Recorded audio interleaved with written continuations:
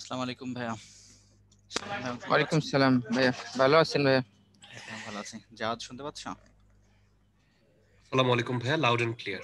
হ্যাঁ ওকে, ঠিক আছে, আমরা 2 মিনিট পরে শুরু করি। জি ভাইয়া।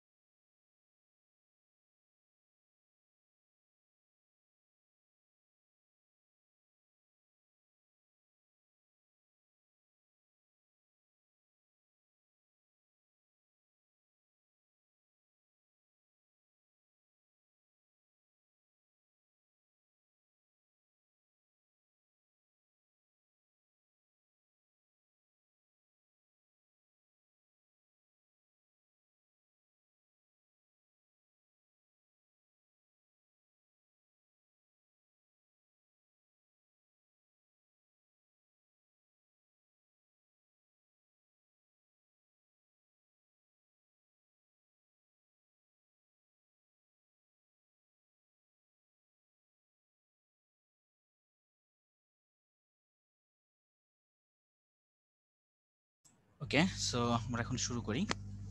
আশা করি তোমরা সবাই ভালো আছো। আজকে আমরা তথ্য যোগাযোগ প্রযুক্তি আইসিটি লেকচার 1 এটা করব। আচ্ছা, তোমরা চ্যাটে লিখো তো আমাকে আমার কথা তোমাদের কাছে লাউড আছে কিনা, ঠিকমতো শুনতে পাচ্ছ কিনা। ঠিক আছে, তাহলে আমরা শুরু করে দিই আর কি এটা।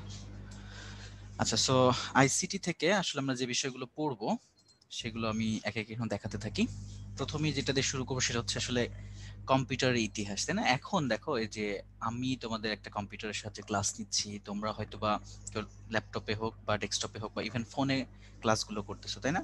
বাট এই জিনিসগুলোর সূচনা কিন্তু খুব বেশি দিন আগে না। খুব বেশি দিন আগে তুমি যদি চিন্তা করো যে হাজার হাজার বছর আগে থাকতে এরকম ছিল কিনা, না। আমি তোমাদের আজকে ওগুলো নিয়ে একটু ইতিহাস নিয়ে আলোচনা করব। সো ইতিহাস আসলে জানাটা মানে নিজের জন্য, এটা যে তোমার পরীক্ষাতেই কাজে লাগবে এটার জন্য না, নিজের জানার জন্য এই বিষয়গুলো সম্পর্কে কিছুটা তোমার ধারণা থাকা দরকার আছে। যেমন আমি যদি জিজ্ঞেস করি যে আসলে প্রথম কম্পিউটার বা এই রিলেটেড গণনা যন্ত্র যেটা, এটা আসলে কবে থেকে আমাদের সাথে পরিচিত, আমরা ঠিক কত সাল থেকে এগুলোর সাথে পরিচিত, তোমাদের কোনো আইডিয়া আছে? জাস্ট একটা র্যান্ডম গেস মারতে পারো যে ভাই এতদিন হতে পারে। জাস্ট একটা জানতে চাচ্ছি, দেখি কি অবস্থা, কার ধারণা কেমন। ওকে, দেখো আমি এখানে একটা ইসের নাম বলে রাখছি আর কি, খেয়াল করছো? অ্যাবাকাস, এটার নাম শুনেছিলাম? অ্যাবাকাস, আচ্ছা আমি পেন কানেক্ট করিনি, সরি। ওকে, হ্যাঁ নাম শুনেছো তাই না? আচ্ছা, না, এই যে অ্যাবাকাস এটা কিন্তু অনেক দিন আগের, অনেক বছর আগের জিনিস। সো কত বছর আগে? অ্যাবাকাস এটা একটা গণযন্ত্র, এটা প্রায় ধরো যে 5,000 বছর আগের কথা। এবং তোমার এটা হচ্ছে চীন দেশে এটা প্রথম গণনা যন্ত্র হিসেবে কাজ করে। আচ্ছা, এটাতে আসলে কি কি বৈশিষ্ট্য আছে, এখানে তোমার কিছু দেখতে পাচ্ছ যে বলের মতো, এগুলোকে ব্রেড বলে আর কি। ঠিক আছে, এখানে দেখো 7টা আছে, 1 2 3 4 5 6 7। এইগুলো দিয়ে কি করতে বলো তো ভাই? মানুষ গণনা করতো, তাই না? যোগ বিয়োগ গুণ ভাগের যে কাজগুলো ছিল, এই জিনিসগুলো সে করতো। মানে বেসিক তোমার হচ্ছে ক্যালকুলেশন, যেগুলো বলতে পারো আর কি। সো এই যে অ্যাবাকাস, অ্যাবাকাসের ফুল ফর্মটা কি তোমাদের কেউ জানা আছে?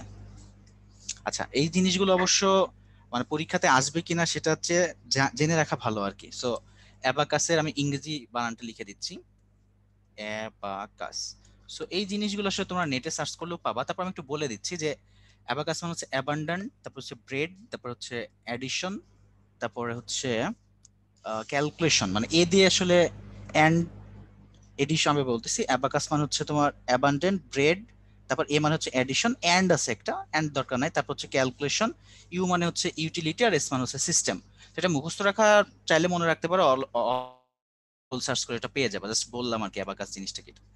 আর একটা শেষে হচ্ছে সরবন, এটা হচ্ছে তোমার জাপানে আবিষ্কৃত হয়েছে। এখন এই দুইটার মধ্যে একটা বেসিক পার্থক্য খেয়াল করে দেখো, এখানে তোমার 1 2 3 4 5, এখানে তোমার 5টা ব্রেড আছে। এইটার মধ্যে আসলে কি কি আছে, এইটার মধ্যে তুমি গুণ ভাগ এই জিনিসগুলো মানে বেসিক যে যোগ বিয়োগ গুণ ভাগের হিসাবগুলো এখন তুমি করতে পারবা। আচ্ছা, মেইন যে জিনিসটা আমি তোমাকে কথা বলবো সেটা হচ্ছে এই যে নেপিয়ার্স বোন। এখান থেকে দেখো, বোন মানে তো হাড়, তাই না? এখানে মোটামুটি তোমার যে হাতি চিনো না, সে হাতির দাঁত দিয়ে তোমার তৈরি করে জিনিসগুলো। সো এটা তৈরি করছে কে? এটা করছে এই যে নেপিয়ার্স, জন নেপিয়ার্স। তার এখানে জন্ম মৃত্যু সালটা দেওয়া আছে।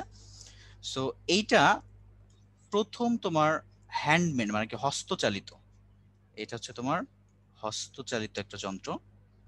এটা দিয়ে কি কি করতে পারতা তুমি? দুটি বড় সংখ্যার যদি গুণ করতে পারতা, মানে বড় বড় যে সংখ্যাগুলো থাকতো না, বড় সংখ্যার গুণ করতে পারবা তুমি এগুলো দিয়ে। সো আসলে এখন যদি তোমাদেরকে জিজ্ঞেস করি যে কোন একটা যোগ বিয়োগ ক্যালকুলেশন করতে, তোমরা আগে ক্যালকুলেটর খোঁজো, তাই না ভাই? সো আগে আগে তো ক্যালকুলেটর ছিল না, তাহলে তখনকার মানুষ কিভাবে করতো? লিটারালি হাতে করতো। তো তখন আস্তে আস্তে চিন্তা করা হলো যে আচ্ছা, এত বড় ক্যালকুলেশন গুলো করার যদি আমরা কোনো শর্টকাট কোনো ওয়ে বের করতে পারি।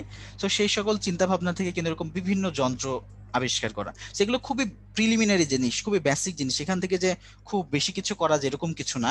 তাহলে আস্তে আস্তে আগাই, তাহলে বুঝবা। যেমন এই যে স্লাইড রুল, এটা তোমার অনেক দিন আগের কথা, মানে প্রায় নিউটন যখন বেঁচে ছিল নাকি 1620 সালের দিকে।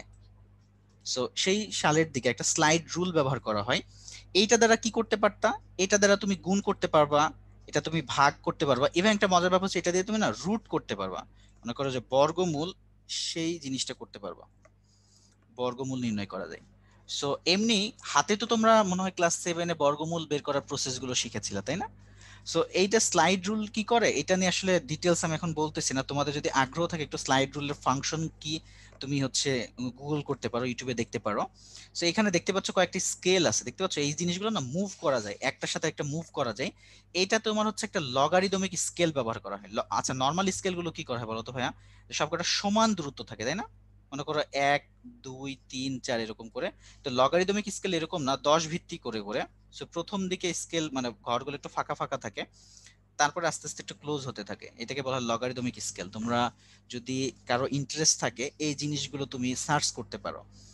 আর এইটার আবিষ্কারকে উইলিয়াম অট্রেড, এই যে এটা হচ্ছে তার আবিষ্কারক এখানে।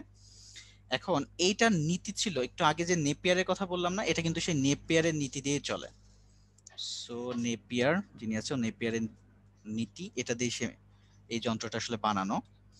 আর তুমি যদি জানতে চাও যে আসলে ক্যালকুলেটর যেটা তুমি ব্যবহার করো সেটা বিশ্বের প্রথম ক্যালকুলেটর কোনটা, সেটা হচ্ছে প্যাসকেল।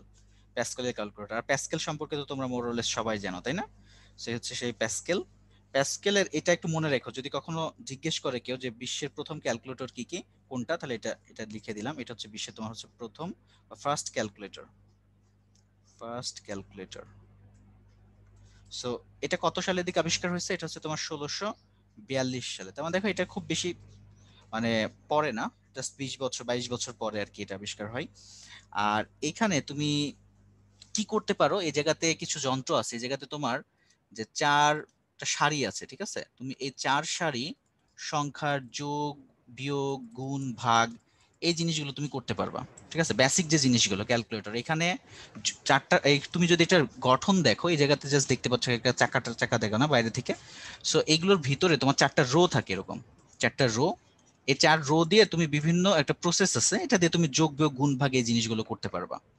সেটা হচ্ছে তোমার মেইন যে ইম্পর্টেন্ট কথা এখান থেকে যেটা একটু জেনে রাখবা, সেটা হচ্ছে এটা হচ্ছে বিশ্বের প্রথম ক্যালকুলেটর। ঠিক আছে, এটা মনে রেখো। আর এরপরে পরের স্টেপগুলো আমি আসলে কম্পিউটার ইতিহাস নিয়ে আলোচনা করতেছি, একটা একটা করে আর কি বলতেছি যে কোন ধাপে আসছে। আমরা সরাসরি এখন যে মানে কম্পিউটারগুলো তুমি ব্যবহার করো, সরাসরি তো এরকম আসে না, এটারও একটা কি ইতিহাস আছে, যে ছোট থেকে বড় হয়ে আস্তে আস্তে কিভাবে আসছে।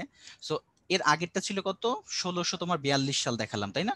সো এরপরে হচ্ছে তোমার স্টেপ রেকনার, এটা তোমার কত সালের দিকে, এটা হচ্ছে তোমার 1671 সালের দিকে। সো এটা হচ্ছে প্রথম মেকানিক্যাল ক্যালকুলেটর। এটা হচ্ছে mechanical calculator. Mechanical calculator, mechanical calculator এটা ফার্স্ট, ঠিক আছে। সো যদি তোমাকে জিজ্ঞেস করা হয় যে প্রথম ক্যালকুলেটর কোনটা, তাহলে আনসার দিবা হচ্ছে প্যাসকেলের ক্যালকুলেটর, ঠিক আছে।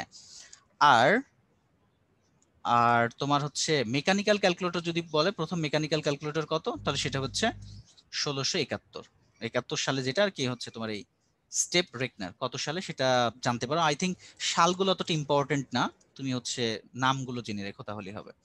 এটা দিয়ে তুমি কি করতে পারতা, এই বেসিক ক্যালকুলেশন গুলো এটা দিয়ে তুমি যোগ করতে পারবা, বিয়োগ করতে পারবা, গুণ করতে পারবা, ভাগ তো হবেই, আর বর্গমূল্য হবে, রুট ওভার, এই জিনিসগুলো করতে পারো। এটা কে করছে, এটা হচ্ছে লিবনিজ। লিবনিজকে তোমরা তো চিনো, তোমাদের যখন ম্যাথ পড়ানো হয় তখন দেখছো না লিবনিজে তোমরা ক্যালকুলাস লিবনিজের ফর্মুলা পড়ছো, লিবনিজ ম্যাথমেটিশিয়ান। আচ্ছা, এরপরে তোমরা কি পাঞ্চ কার্ড চিনো? অনেক অফিসে তোমরা অনেকে ফিঙ্গারপ্রিন্ট দেয়, পাঞ্চ কার্ড ইয়ে করে, এরকম নাম দেখছো পাঞ্চ কার্ড? আইডিয়া আছে পাঞ্চ কার্ড নিয়ে? হ্যাঁ। সো এই যে নাম জোসেফ মেরি জ্যাকওয়ার্ড, ঠিক আছে, উনি একটা ডিভাইস আবিষ্কার করেন, তার নাম হচ্ছে, ওনার নাম দেই জ্যাকওয়ার্ড লুম। এটা মোটামুটি তাঁত যন্ত্র, দেখতে পাচ্ছ একটু তাঁত যন্ত্র আর কি, ঠিক আছে। সো এটাতে উনি প্রথম পাঞ্চ কার্ড ব্যবহার করে, সেই পাঞ্চ কার্ড ব্যবহার করা হয় এটাতে। একটু কিছুটা লিখে দিলাম, এটাতে তোমার হচ্ছে পাঞ্চ কার্ড ব্যবহার করা হয়, ঠিক আছে। আচ্ছা, নেক্সটে যাই। এরপর এখন থেকে তুমি আসলে তুমি যদি ইফেক্টিভ ভাবে চিন্তা করতে থাকো, সো আমরা যে আধুনিক কম্পিউটার পাচ্ছি সেটার ইফেক্টিভ ভাবে যে যন্ত্রটা আবিষ্কার হয় সেটা হচ্ছে এই যে ডিফারেন্স ইঞ্জিন। এখান থেকে আসলে মেন জিনিস। সো ডিফারেন্স ইঞ্জিন তোমার আবিষ্কার হচ্ছে 1822 সালে। তো দেখো এর আগের সালটা কতটুকু ছিল এরকম, আহ এই যে 1771, তাই তো। আর তোমার এইটার অবশ্য আমার মনে নেই এই জ্যাকর্ড লুমটা কত সালে হয়, তো খুব বেশি আগের কথা না, এটা একটু সার্চ দিয়ে নিও তো। তো ডিফারেন্স ইঞ্জিন যেটা হয় সেটা হচ্ছে 1822 সালে, তাহলে দেখো মাত্র ধরো যে 200 বছর আগের কথা, তাই না। সো এরপরে অ্যানালিটিক্যাল ইঞ্জিন থাকে, এটা দুইটা পার্ট থাকে। আমাদের আধুনিক কম্পিউটারের দুইটা পার্ট না, একটা হচ্ছে তোমার স্টোরেজ যেখানে থাকে, মানে একটা মনিটর, একটা সিপিইউ। সো এই টাইপের এটারও তোমার দুইটা জিনিস ছিল, মানে difference engine, sorry analytical engine, এখানেও কিন্তু ওই পাঁচ কার্ড ব্যবহার করা যায়। সো এই ডিফারেন্স ইঞ্জিনগুলোতে বেসিক কি কি কাজ করা যায়, একই জিনিস, তুমি এগুলোতে যোগ বিয়োগ গুণ ভাগ বর্গমূল এই বেসিক গুলো করতে পারবা। তবে ডিফারেন্স ইঞ্জিনের একটা স্পেশাল বৈশিষ্ট্য কি, তাহলে এইটা প্রথম তোমার তথ্যগুলো স্টোর করতে পারে, ঠিক আছে। তুমি যে কোনো ইনফরমেশন ইনফরমেশন এখানে একটু স্টোর করতে পারবা। সো এটাই হচ্ছে এটার ইউনিক বৈশিষ্ট্য, যেখানে তুমি তথ্য ইনফরমেশন গুলো যেটা আছে এগুলো করতে পারবা, আর তুমি এটাতে একসাথে অনেক কয়টা কাজ করতে পারবা। মনে করো এটা তুমি হচ্ছে মাল্টিটাস্কিং করতে পারবা, ঠিক আছে। আচ্ছা, সো একটা মনে রেখো ডিফারেন্স ইঞ্জিনের বৈশিষ্ট্য কি, একটাতে তুমি তথ্যগুলো স্টোর করতে পারবা, আর করতে পারবা মাল্টিটাস্কিং। আর তোমাকে যদি জিজ্ঞেস করা হয় যে কম্পিউটারের জনককে, তাহলে যে নামটা নিবা সেটা হচ্ছে এটা, চার্লস ব্যাবেজ। ইনি হচ্ছে কম্পিউটারের জনক, ঠিক আছে। সো আমি একটু লিখে দিই, উনি হচ্ছে কম্পিউটার এর জনক, চার্লস ব্যাবেজ। এই স্লাইড থেকে খুব ইম্পর্টেন্ট ইনফরমেশন, সেটা হচ্ছে চার্লস ব্যাবেজ। ওকে, আচ্ছা। আর এইটা, আচ্ছা তোমরা কি প্রোগ্রামিং ল্যাঙ্গুয়েজ সম্পর্কে তো তোমাদের আইডিয়া আছে তাই না, তোমরা সি শিখার কথা, সি, তারপরে এইচটিএমএল, এই জিনিসগুলো শিখছো, এইচটিএমএল। আচ্ছা, তোমরা জানো বিশ্বের প্রথম প্রোগ্রামারের নাম কি, বলো তো, এনি আইডিয়া? হ্যাঁ, আচ্ছা ঠিক আছে, গুড। আমি এটার নামটা দিয়ে দিচ্ছি, এবং দেখো উনি কিন্তু নারী, তাই না। সো বিশ্বের, এবং উনি ম্যাথমেটিশিয়ান। সো যে জিনিসটা আমি বলতেছি, এই যে অ্যাডা, এটা কিন্তু একটা প্রোগ্রামিং ল্যাঙ্গুয়েজ, একটা নাম। সো প্রোগ্রামিং এ অনেক বলে যে মেয়েরা আসলে বুঝে না, প্রোগ্রামিং মাথায় ঢোকে না, কিন্তু দেখো প্রোগ্রামিং এর সূচনাটা হচ্ছে কিন্তু একজন মেয়ের হাত ধরে, তাই না। সো অ্যাডা লাভলেস যে ওনার নাম। এখন দেখো প্রোগ্রামিং যে ল্যাঙ্গুয়েজ, এটা প্রথম প্রোগ্রামিং ল্যাঙ্গুয়েজ হচ্ছে তোমার কি, এই যে অ্যাডা ওনার নাম দিয়ে। সো এখন পরবর্তীতে এখন পর্যন্ত মানে 2020 সাল পর্যন্ত অনেক কয়টা প্রোগ্রামিং ল্যাঙ্গুয়েজ পপুলার, না এখন যেমন খুব বেশি চলে হচ্ছে কি পাইথন, পাইথন অনেক বেশি পপুলার। সো জাভা, জাভা দিয়ে তোমাদের অনেক অ্যাপ্লিকেশন বানানো হয়, তারপর সি, সি শার্প, তাই না। হায়ার কিছু প্রোগ্রামিং ল্যাঙ্গুয়েজ আছে, পিএইচপি, ম্যাটল্যাব, রুবি, অনেক কয়টা প্রোগ্রামিং ল্যাঙ্গুয়েজ আছে। সো এই ইনফরমেশনটা খুব বেশি ইম্পর্টেন্ট। আডা লাভলেস, উনি হচ্ছে একজন প্রথম নারী এবং ম্যাথমেটিশিয়ান, আবার এটা হচ্ছে তার নামে একটা প্রোগ্রামিং ল্যাঙ্গুয়েজ আছে। ঠিক আছে, ক্লাস 9 এটা পড়েছিলাম। আচ্ছা, সো এরপরে যাও। এরপরে হচ্ছে তুমি যদি এখন কম্পিউটার ইতিহাসের মানে পরবর্তী ধাপগুলো দেখো, ওই যে পাঞ্চ কার্ডের ব্যবহার বলেছিলাম না, সো স্টিল এটাতে তুমি হচ্ছে হলার টেবুলেটর, এটাতে পাঞ্চ কার্ড ব্যবহার করা যায়। সো এইটা কত সালের দিকে? এইটা তোমার হচ্ছে 1860 সত্তর সালের দিকে, এক্স্যাক্টলি সালটা আমি মনে করতে পারতেছি না এটা কত ছিল। সো মেইন যে জিনিসটা মনে রাখো যে আমাদের যে কম্পিউটার, আধুনিক যে কম্পিউটার, সেটা কোথা থেকে আসছে, সেটা হচ্ছে এই যে এরকম 1944 সালে বাইনারি সিস্টেম দিয়ে। ঠিক আছে, বাইনারি সিস্টেম বলতে যে জিরো আর ওয়ান, শুধুমাত্র সে জিরো আর ওয়ান বোঝে। এটা নিয়ে আমি প্রচুর কথা বলবো পরবর্তী স্লাইডগুলোতে, কেন শুধু জিরো আর ওয়ান।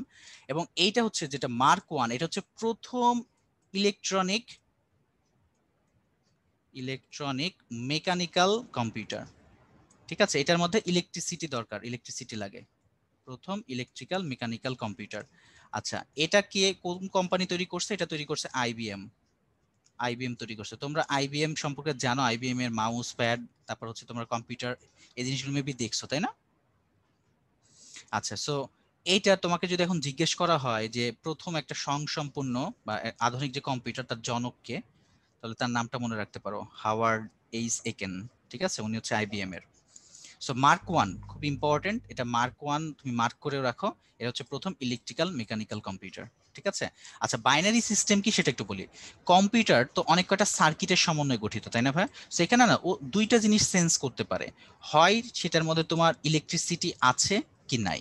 যদি ইলেকট্রিসিটির প্রেজেন্স থাকে সেটাকে আমরা মানে সে ধরে যে ইয়েস হিসেবে, না থাকলে নো হিসেবে। বা এরকম চিন্তা করো এখানে যদি তার ভোল্টেজ গুলো কেমন আছে, ভোল্টেজ উপস্থিতি আছে কি নাই, হাই ভোল্টেজ না লো ভোল্টেজ। সো তোমার তোমার হচ্ছে এই দুইটা জিনিসটার উপর, যেহেতু টু সিস্টেম জিরো আর ওয়ান, এর জন্য এটাকে বলা হচ্ছে কি প্রথম বাইনারি সিস্টেম আর কি, বাইনারি কম্পিউটার। ঠিক আছে। সো এনিওয়ে, এই যে ইতিহাসগুলো বললাম এগুলো জাস্ট ফর ইউর ইন্টারেস্ট। তোমার যদি আরো ইন্টারেস্ট হয় তুমি সার্চ করতে পারো আসলে কম্পিউটারের যে এভলিউশন কোথা থেকে কোন পর্যন্ত আসলো, আমাদের আধুনিক যে জিনিসটা। সো আসলে কম্পিউটারের প্রোগ্রেসটা খুব বেশি শুরু হয়েছে যে এই মার্ক ওয়ানের পর থেকেই।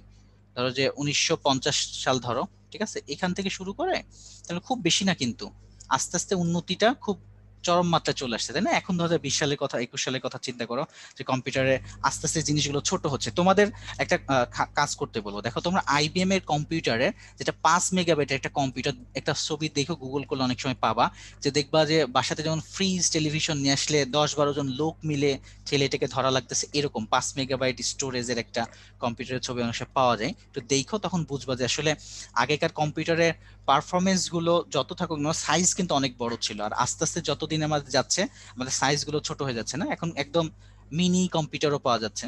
দেখতেই পাচ্ছ যে কত ছোট হচ্ছে জিনিসগুলো, কত কম্প্যাক্ট হচ্ছে, বাট আগে কিন্তু জিনিসগুলো সাইজ অনেক বড় ছিল। এনিওয়ে, আমরা একটা পোল কোশ্চেন আনসার করার চেষ্টা করি, দেখি। তো আমি তোমাদেরকে দিলাম।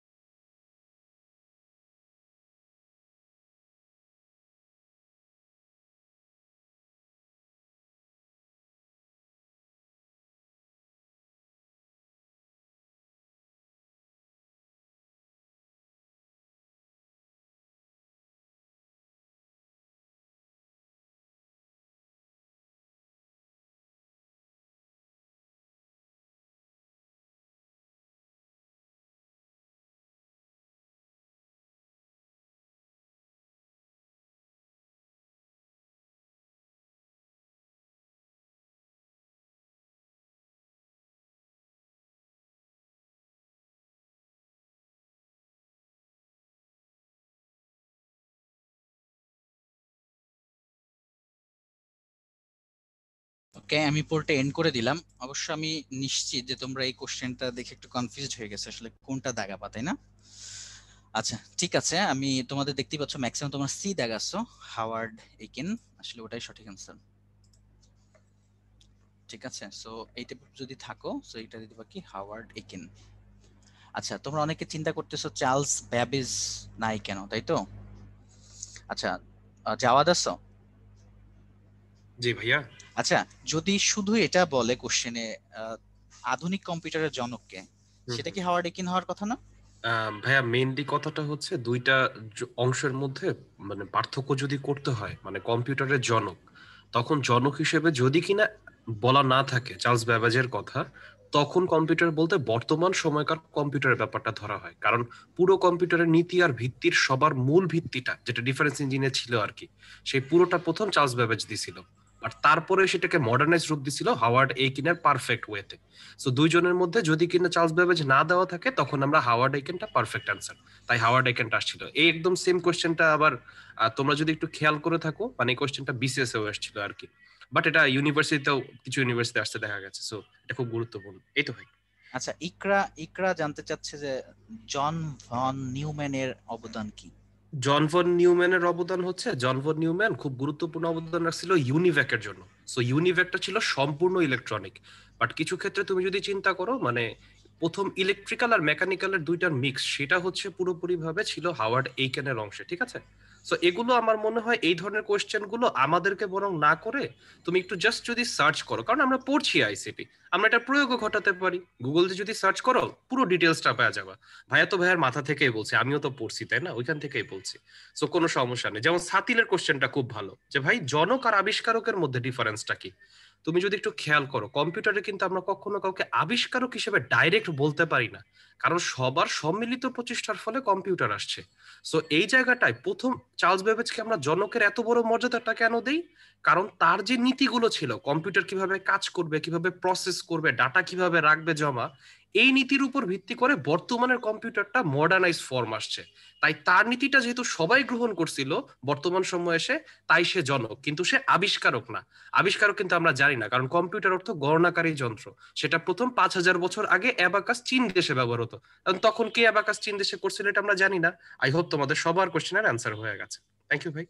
ঠিক আছে, থ্যাংক ইউ। সো আমি জাওয়াদকের জন্যই বললাম যে ও আসলে এই আইসিটি রিলেটেড খুব ভালো ইনফরমেশন আমার চেয়ে ভালো বলতে পারবে, এই জন্য ওকেই জিজ্ঞেস করলাম। সো হোপফুলি তোমরা আনসারগুলো পেয়েছো, ঠিক আছে? সো চলো আমি নেক্সটে যাই। এবার হচ্ছে কম্পিউটারের গঠন ও সংগঠন নিয়ে কথা বলবো। এটা হচ্ছে খুবই সিম্পল, তুমি হচ্ছে জাস্ট একটু যদি চিন্তা করো তাহলে সব জিনিসগুলো পাবা। তো আমি দেখো উল্টা দিক থেকে চিন্তা করি যে আমরা আসলে বাইরে থেকে কি কি দেখি। বাইরে থেকে একটা মনিটর দেখি, তাই না? মনিটর বাদে তো দেখতে পাবো না। আর মাউস দরকার এটা নেভিগেট করার জন্য, আর সাউন্ড শোনার জন্য স্পিকার, আর এখানে কিবোর্ড, তাই তো? আমরা বাইরে থেকে কিন্তু বেসিক এই জিনিসগুলো দেখতেছি। যদি তুমি ল্যাপটপের কথা চিন্তা করো, তো ল্যাপটপের মধ্যে কিন্তু এরকম একটা তোমার বেসিক যে সিপিইউ মাদারবোর্ড ওগুলো কিন্তু ভিতরে দেওয়া থাকে, বা ডেস্কটপের একটা কেস এটা কিন্তু আলাদা। সো এটার মধ্যে আসলে কি কি আছে? পাওয়ার সাপ্লাই ইউনিট আছে, ডিভিডি রোম, যদিও এখন আর ল্যাপটপে ডিভিডি রোম দেখতে পাওয়া যায় না, সব আমরা পেন ড্রাইভ দিয়ে কাজ সেরে ফেলি, তাই না? বাট ডেস্কটপ গুলোতে কিন্তু ডিভিডি রোম আছে, তুমি সিডি দিয়ে রিড রাইট করতে পারবা। আর এটার মধ্যে তোমার রিডার থাকে, তারপরে হার্ড ডিস্ক থাকে। হার্ড ডিস্ক তো জানো, এখানে এইচডিডি আছে, এসএসডি আছে, যেগুলো তুমি হচ্ছে স্টোরেজ করতে পারবা, তোমার তথ্যগুলো রাখতে পারবা। সাউন্ড কার্ড থাকে, ভিজিএ। ভিজিএ কার্ড কি জানা আছে? যে তোমরা এটার সাথে ভিজিএ কার্ড দিয়ে কিন্তু মনিটরে লাগানো হয়, ল্যাপটপেও দেখবে এরকম এইচডিএমআই, ভিজিএ এই কেবলগুলো থাকে। তোমরা হচ্ছে খেয়াল করছো যে কি বলে, প্রজেক্টরে যখন লাগাও তখন একটা তার বের করা লাগে, তাই না? দুইটার মধ্যে একটু পার্থক্য আছে, একটু দেখে নিও। এই ভিজিএ তে তুমি শুধুমাত্র দেখতে পাবা, ডিসপ্লে করতে পারবা, বাট এইচডিএম এর মধ্যে তুমি সাউন্ড সহ ট্রান্সফার করতে পারবা। সো এটা একটা পার্থক্য আমি বলে দিলাম। আচ্ছা, এগুলোর ফুল ফর্মটাও দেখে রাখো, লাস্টে এগুলো নিয়ে একটু কথা বলবো, বাট এই যে এইচডিএমআই, ভিজিএ এগুলোকে একটু জেনে রাখবা। আর র্যাম, র্যাম সম্পর্কে জানো না এমন মনে হয় কেউ নাই। র্যামের ফুল মিনিং কি বলো তো ভাইয়া? র্যামের ফুল মিনিং কি? Random access memory. আমি আসলে ডিটেলস এখানে লিখতেছি না, আমি একটু মুখে বলে দিচ্ছি। তোমাদের কাজ হবে, আমার লেকচারটা তো শুনতেছো, রেকর্ডও পাবা, এগুলো নিজের মতো একটু নোট ডাউন করো। এখানে অনেক কিছু লিখলে না স্লাইডে আর পরে দেখবো যে খুব হিজিমিজি হয়ে যাবে, জায়গা থাকবে না। আমি একটু মুখে বলে দিচ্ছি, random access memory. So RAM নিয়ে আমি সব পরবর্তীতে আরো কথা বলবো। তাহলে একটা জিনিস বলে থাকি, সেটা হচ্ছে র্যামের যে তথ্যগুলো তুমি রাখো সেটা হচ্ছে অস্থায়ী, টেম্পোরারি, ঠিক আছে? এটা হচ্ছে অস্থায়ী, এটা আমি পরে বলতেছি। আর একটা জিনিস আছে, সেটা হচ্ছে রোম। রোম কি জানো? রোম হচ্ছে রিড অনলি। এটা একটু লিখে দিই, আমার মনে হয় র্যাম সবাই জানো, রিড অনলি মেমোরি, ঠিক আছে? আচ্ছা, রিড অ্যান্ড রাইট মানে কি জানো? তুমি যখন একটা হার্ড ডিস্কে বা ডিভিডিতে যেখানে বলো এখানে কিছু তথ্য আছে, তোমার ফার্স্ট কাজ হচ্ছে সেটা রিড করা। তুমি মনে করো এটা পড়লা, ঠিক আছে, ওখানে কি কি ইনফরমেশন আছে সেটা রিড করে পারো। এখন তোমার প্রয়োজন অনুসারে তুমি তাকে যদি মডিফাই করতে চাও বা নতুন কোনো তথ্য ক্রিয়েট করতে চাও, সেটাকে রাইট বলা হয়। সো আমাদের যেমন লেখার কথা চিন্তা করতেছো ওইরকমই, সো রাইট করা হয়। সো রোমে তুমি খালি ওখান থেকে কি পড়তে পারবা, ইনফরমেশনগুলো নিতে পারবা, বাট ওটা কিন্তু মডিফাই করতে পারবা না। সো এটা হচ্ছে তোমার স্থায়ী মেমোরি, এটা হচ্ছে স্থায়ী, ঠিক আছে। আর এটার মধ্যে আরো সিপিইউ থাকে, সিপিইউ ফ্যান থাকে, আর মেইন বোর্ড বা মাদারবোর্ড যেটা বলে, এই জিনিসগুলো। এখন এটা কাজ করে কি কি দেখো, তুমি কোনো কিছু যখন কমান্ড দিবে, ইনপুট দিবা, সেটা সিপিইউ যায়, তারপর কন্ট্রোল ইউনিটে যায়, তারপর ওটার যদি কোনো একটা লজিক থাকে, অ্যারিথমেটিক বা লগারিদম কিছু একটা ইনপুট করবে, মেমোরিতে যাবে, এবং ফাইনালি সেখান থেকে তোমার আউটপুট হবে। সেটা একটা জাস্ট একটা ব্লক ডায়াগ্রাম কম্পিউটারের, ঠিক আছে। সো চলো পরবর্তীতে যাই। আমরা এখন কিছু ইনফরমেশন দেখবো, এগুলো একটু ইম্পর্টেন্ট, যে বিট বাইটের হিসাব নিকাশ কি, তাই না? আচ্ছা, বাইট মানে তো কামড় দেওয়া, সেটা তো আলাদা ব্যাপার। আর এখানে বিট বলতে কি বোঝায় দেখো, একটা বিট মানে হচ্ছে ওয়ান বাইনারি ডিজিট, মানে এটা জিরো হতে পারে বা ওয়ান হতে পারে, জিরো বা ওয়ান, সেটা হচ্ছে বাইনারি ডিজিটের। তোমার কি আমার কথা, আচ্ছা হ্যাঁ ঠিক আছে। সো এখন এখন দেখো আমরা আরো কিছু জিনিস দেখবো, যেমন নিম্বল। নিম্বল কি, এটা হচ্ছে 4 বাইট। 4 বাইট বলতে এরকম চিন্তা করো, চারটা বক্স থাকে, ঠিক আছে, এরকম চারটা বক্স থাকবে। সেই বক্সগুলোর মধ্যে তোমার জিরো বা ওয়ান যে কোনো ডিজিট নিতে পারো, জিরো বা ওয়ান। তো ধরো 1111 এই টাইপের, ঠিক আছে, 4 ডিজিট। সো 4 বিটস এখানে থাকলো। বাইট এখান থেকে একটু দেখো, 4 বাইট মানে 1 বাইট মানে হচ্ছে 8 বিট। আর ওয়ার্ড, ওয়ার্ড মানে হচ্ছে 16 বা 32 বা 64 বিটস এটা। এখন যে জিনিসগুলো তোমরা সবাই খুব ভালো জানো এবং পড়তো, সেটা হচ্ছে যে কিলোবাইট মেগাবাইটের হিসাব নিকাশ, তাই না? সো 1 কিলোবাইট মানে হচ্ছে 1024 bytes, 1024 bytes. So 1 megabyte, 1 megabyte হচ্ছে 1024 কিলোবাইট। সো বাকিগুলো পারবা, মেগাবাইট কিলোবাইট এগুলো হোপফুলি এটা তোমরা জানো। এই হিসাবগুলো কি করে আসছে তোমরা তো জানো নাকি, যে 2 এর উপর পাওয়ার দিবা। দেখো আমরা যদি র্যাম চিন্তা করি, দেখো 2 জিবি র্যাম পাওয়া যায়, 2 এর উপর পাওয়ার 1 দিলে 2 জিবি, 2 এর উপর যদি তুমি স্কোয়ার দাও তার মানে হচ্ছে 4 জিবি পাওয়া সম্ভব। 2 কিউব দিলে কত, 8 বা 64, সরি মানে 16, তারপর হচ্ছে 16, তারপর হচ্ছে 32, তারপরে 64, 128, তারপর হচ্ছে 256, 512। এই জিনিসগুলো এই গুণিতক আকারে কেন পাই?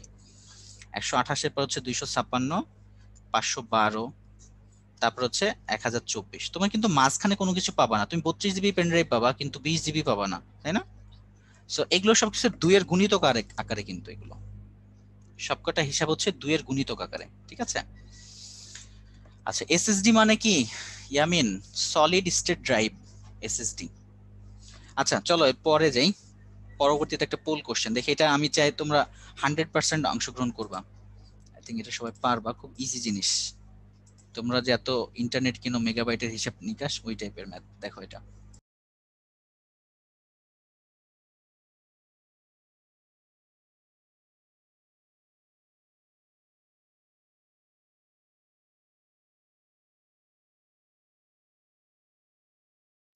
একজন প্রশ্ন করছে যে কেন 2? ওই যে 0 আর 1 এর হিসাব বাইনারি পদ্ধতিতে না, তো ডিজিট তো দুইটা, 0 আর 1, এর জন্য 2।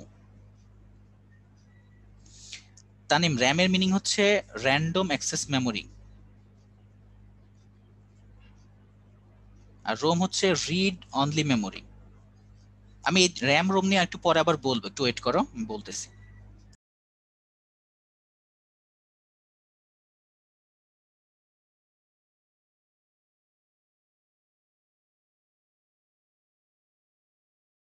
ওকে, আমি পোলটা এন্ড করে দিলাম, রেজাল্ট তোমাদের সাথে শেয়ার করছি।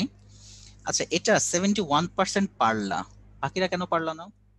প্রায় 29% তোমরা ভুল করছো, সহজ ছিল তো এটা। আচ্ছা, এটা আনসার কি হবে চিন্তা করো, কোন উক্তিটি সঠিক, তাই তো?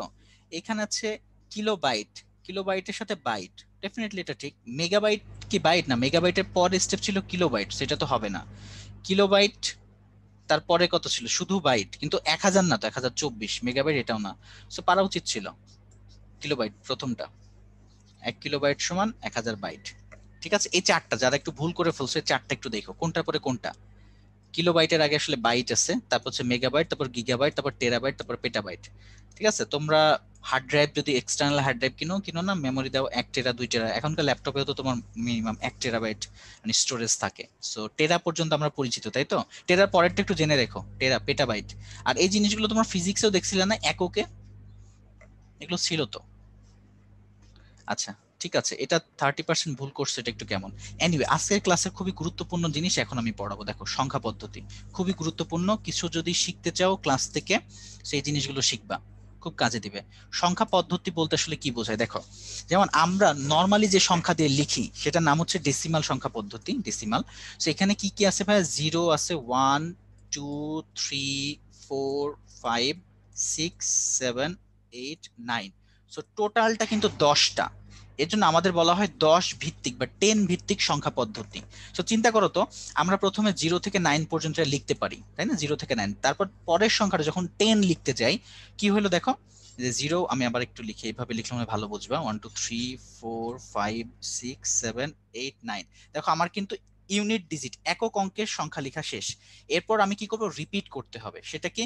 প্রথমে তুমি যদি চিন্তা করে হয় প্রথমে 0 রেখে তারপর 1 দিব, তারপর 0 রেখে 2 দিব, 0 রেখে 3 দিব। দেখো এই জিনিসগুলো আর প্রথমগুলো কিন্তু মিনিং একই, 0 1 মানে 1, 0 2 মানে একই। সো জন্য 0 কে প্রথমে নেওয়া হলো না, কজ একই থাকতেছে, নতুন কিছু হচ্ছে না।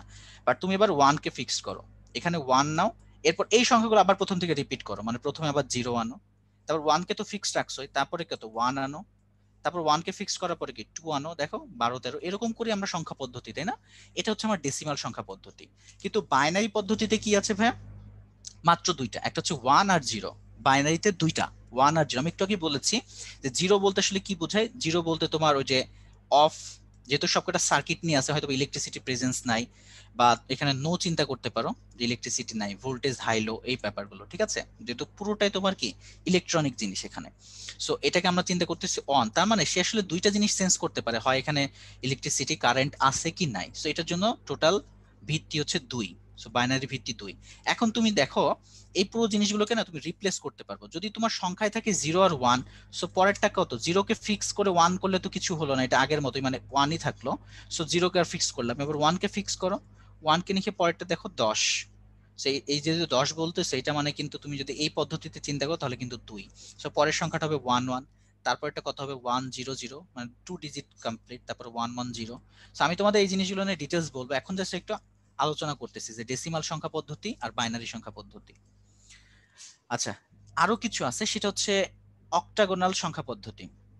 বলো, অক্টাগোনালে তোমার ইয়ে কয়টা থাকে? বেস কয়টা থাকবে? অক্টাগোনাল মানে 8টা থাকবে। সো কোন 8টা?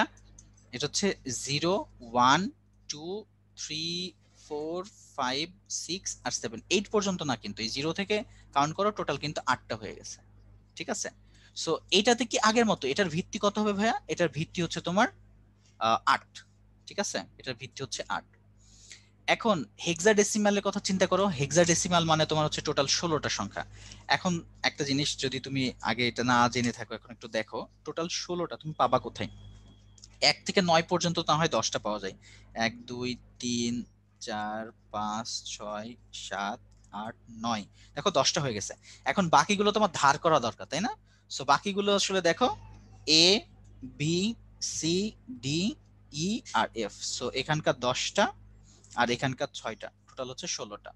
আচ্ছা, এই সংখ্যা পদ্ধতিগুলো কেন দরকার? আমরা তো সুখেই ছিলাম, তাই না? এই যে মনে করো ইয়ে দিয়ে আমাদের হচ্ছে কি ডেসিমাল সংখ্যা পদ্ধতিতে সুখেই আছে। সো হেক্সাডেসিমাল পদ্ধতিগুলো কেন দরকার?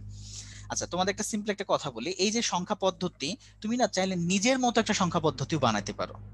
জাস্ট একটা নিজের মতো করে সংখ্যা পদ্ধতি বানাবা, তুমি নাম দিতে পারো, এবং তোমার সংখ্যা পদ্ধতি ইউনিক হতে পারে। সেটা 16 ডেসিমাল না হয়ে 8 ডেসিমাল না হয়ে অন্য অন্য র্যান্ডম কিছু হতে পারে। তোমরা এনকোডিং করার নাম শুনছো? কোনো কিছু মেসেজ, হোয়াটসঅ্যাপের যদি তোমরা দেখো, বলে না ইউজার টু ইউজার এনকোডিং করা থাকে। সো ব্যাপারগুলো কি জানো, এই যে তুমি সংখ্যা পদ্ধতির মধ্যে এটা একটা এনকোডিং করাটা খুবই ইম্পর্টেন্ট একটা স্টেপ। মানে তুমি একটা সংখ্যাকে মনে করো 1 2 3 এরকম দেওয়া আছে, এখন তুমি কি এটা ডেসিমালে চিন্তা করবা, নাকি অক্টাল পদ্ধতিতে 1 2 3 চিন্তা করতেছো, নাকি হেক্সাডেসিমালে চিন্তা করতেছো, নাকি আসলে অন্য কোনো সিস্টেম তুমি এটা জানো না। সো তুমি মনে করো একটা যন্ত্র দিয়ে এনকোডিং করলা, তোমার যেটা দিয়ে ডিকোডিং করতে পারবে সেই যন্ত্রের মধ্যে একই সিস্টেম দেওয়া থাকবে। সো তুমি একটা তথ্য খুব সিক্রেটলি পাস করতে পারবা। কেউ বাইরে থেকে ওটা রূপ দেখে, আমি খুব সিম্পল ভাবে বলতেছি 1 2 3, বাট রিয়েল ব্যাপারগুলো আরো বেশি কমপ্লিকেটেড, কেউ কিন্তু বুঝবে না। সে যদি চিন্তা করে এটা মান কি আসলে 123 নাকি এটা মান অন্য কোনো কিছু, বা তুমি 1 2 3 দিলাই না, তুমি কোনো চিহ্ন ব্যবহার করলা, তোমার সংখ্যা পদ্ধতি মনে করো যে কোশ্চেন চিহ্ন মানে এরকম, বা তুমি এবিসিডিও নিতে পারো, হোপফুলি বোঝাতে পারছি, ঠিক আছে? সো তুমি চিন্তা করতে পারো তোমার সংখ্যা পদ্ধতিতে মনে করো 26টা থাকতে পারে, 27টা থাকতে পারে। সো যত বেশি তোমার কি হবে, বেস হবে, ভিত্তি হবে, তোমার এনকোডিং করাটা তত বেশি কি মানে সিকিউর হবে ব্যাপারগুলো, ঠিক আছে? সো আমরা আজকে যেটা দেখবো সেটা হচ্ছে এইগুলোর সমতুল্য সংখ্যা পদ্ধতি, মানে বিভিন্নটা তোমাদের কম্পেয়ার করা আছে। দেখো ডেসিমালে এই 1 থেকে 10 পর্যন্ত এটা আমাদের পরিচিত জিনিস। সো এইটা জিরো, বাইনারি জিরো, ঠিক আছে, অক্টালে জিরো, হেক্সা ডেসিমালেরও জিরো, সবকিছু 1 পর্যন্ত ওকে ফাইন। ডিফারেন্সটা বাইনারিতে হয় 2 থেকে, তাই না? কজ ওর তো ভিত্তি দুইটা, দুইটা শেষ। সো ওর কি হবে, এটাকে আবার রিপিট হবে 1 1 আর 0। সো অক্টালে যাবে তোমার 7 পর্যন্ত মিলে যায়, আর হেক্সাডেসিমালে কোন পর্যন্ত মিলে, তোমার 9 পর্যন্ত মিলে। তারপর এটার 10 মানে হচ্ছে এটার 1010, এটা 12, আর এটা হচ্ছে এ। সো এটা তো জানো লাস্ট পর্যন্ত 16 পর্যন্ত যাবে ওইটার, তাই না, হেক্সাডেসিমালে? সো এই যে দেখো বি সি ডি এরকম। সো হেক্সাডেসিমালের 10, তার মানে তোমার কোথাও যদি দেখো 10, তাহলে দেখো আমি তোমাকে একটা সিম্পল উদাহরণ দিচ্ছি। কোনো একটা মেসেজে পড়লা, মনে করো দুইজন সিক্রেট একটা মেসেজ ট্রান্সফার করতেছে,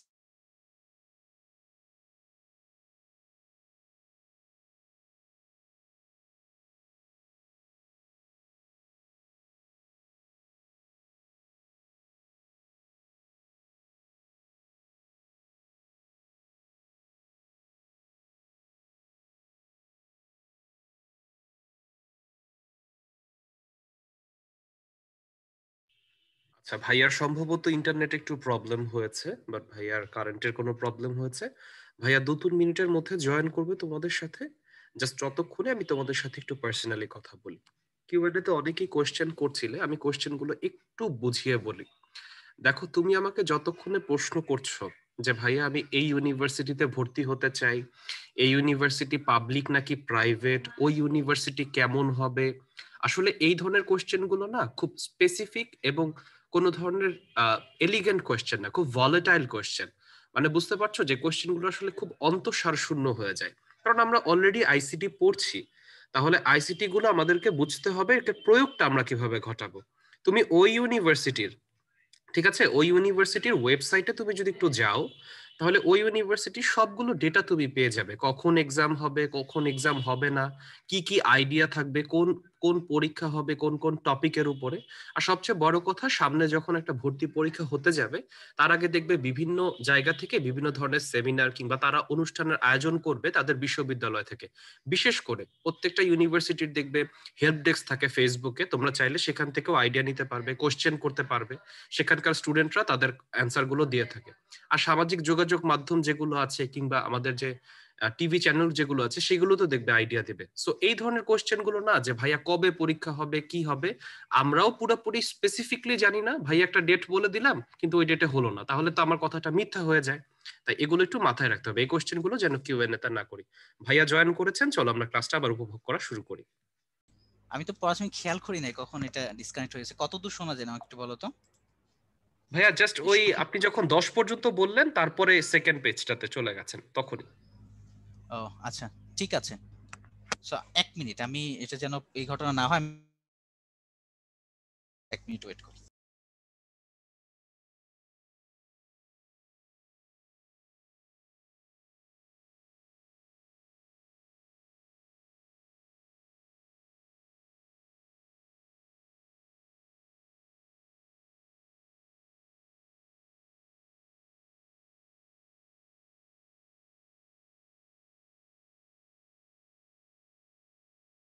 বলতেছিলাম ভাইয়া যে এই যে 10 পর্যন্ত তোমাকে বলছি, আমি একটু বললাম জিনিসটা একটু লিখেছি, সেই জিনিসটা একটু খেয়াল করো। সেটা হচ্ছে সিক্রেট মেসেজ বলতেছিলাম না, ওইটা মনে করো কোনো এক জায়গাতে লিখা যে আজকে মনে করো যে 10টার সময়তে কেউ বলতেছে যে 10 টাইম, এম পি এম কিছু দেয় না, বলো যে 10টার সময়তে মনে করো একটা কেউ যাবে বা অ্যাটাক হবে এরকম কিছু একটা। তো তুমি কিন্তু এখন কনফিউজ হচ্ছে সেটা কি হেক্সাডেসিমেলে নাকি তোমার হচ্ছে নর্মাল ডেসিমেলে। ডেসিমেলে হলে তো বুঝলাম যে ঠিক আছে 10টার সময়তে, যদি সেটা হেক্সাডেসিমেলে হয় তাহলে তো 10 বুঝালো না, সে আসলে বুঝাইছে কত, 16। তুমি যদি কনভার্ট করো সেটা ইজ ইকুয়ালস টু 16। 16 মানে মনে করো যে 4টার সময়তে, তাই না? আর নাকি সে আসলে বাইনারিতে বুঝাইছে, বাইনারিতে 10 মানে কত, 2টার সময়তে। সো তুমি তো কনফিউজ। আমি জাস্ট সিম্পল একটা উদাহরণ দিলাম যে তোমাকে এরকম যদি বেসটা না বলে দিই তাহলে 10 আসলে কি বোঝাচ্ছে, এটা কি নাকি এটা তোমার হচ্ছে ডেসিমাল সংখ্যা পদ্ধতির। ঠিক আছে, সো এইভাবে না বেসটাকে লিখে দেওয়া হয় 10 2 বা 10 16 10 10। বুঝতে পেরেছো?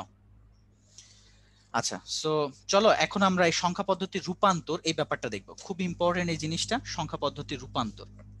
সো আমরা আসলে কি কি রূপান্তর দেখবো? বাইনারি থেকে তোমার অক্টাল দেখবো, অক্টাল, হেক্সাডেসিমাল এবং পরস্পরের রূপান্তরগুলো। সো প্রথমে চলো আমরা ডেসিমাল থেকে এটা রূপান্তরগুলো দেখি। খুব ইম্পর্টেন্ট জিনিস, খেয়াল করো।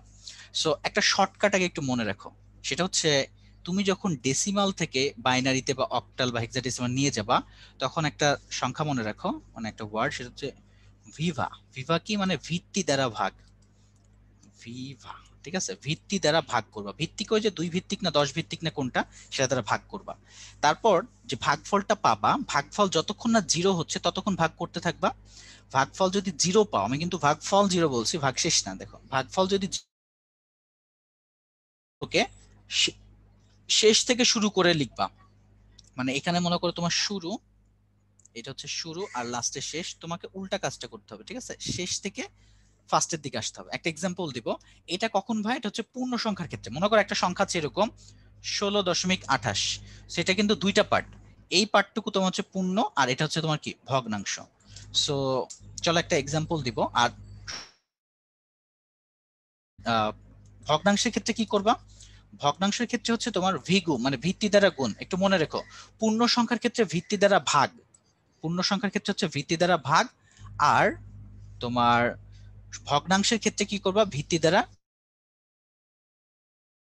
যতক্ষণ পর্যন্ত না 0 পাবা, পূর্ণ অংশগুলো শুরু থেকে শেষ পর্যন্ত লিখবা। আর আই থিঙ্ক একটা ম্যাথ করে দিলে তোমরা ভালো বুঝবা। ঠিক আছে, চলো আমরা একটা ম্যাথ দিয়ে প্রবলেমটা করি। আচ্ছা, সো একটা সংখ্যা ধরো, আমরা একটা সংখ্যা চিন্তা করি, একটা সংখ্যা লিখি এখানে 8.625। ঠিক আছে, এটা 10 পদ্ধতিতে আছে। এটাকে আমরা রূপান্তর করব বাইনারিতে। সো কিভাবে করব দেখো, এটা যে পূর্ণ অংশ সেটা আগে নাও, মনে করো 25।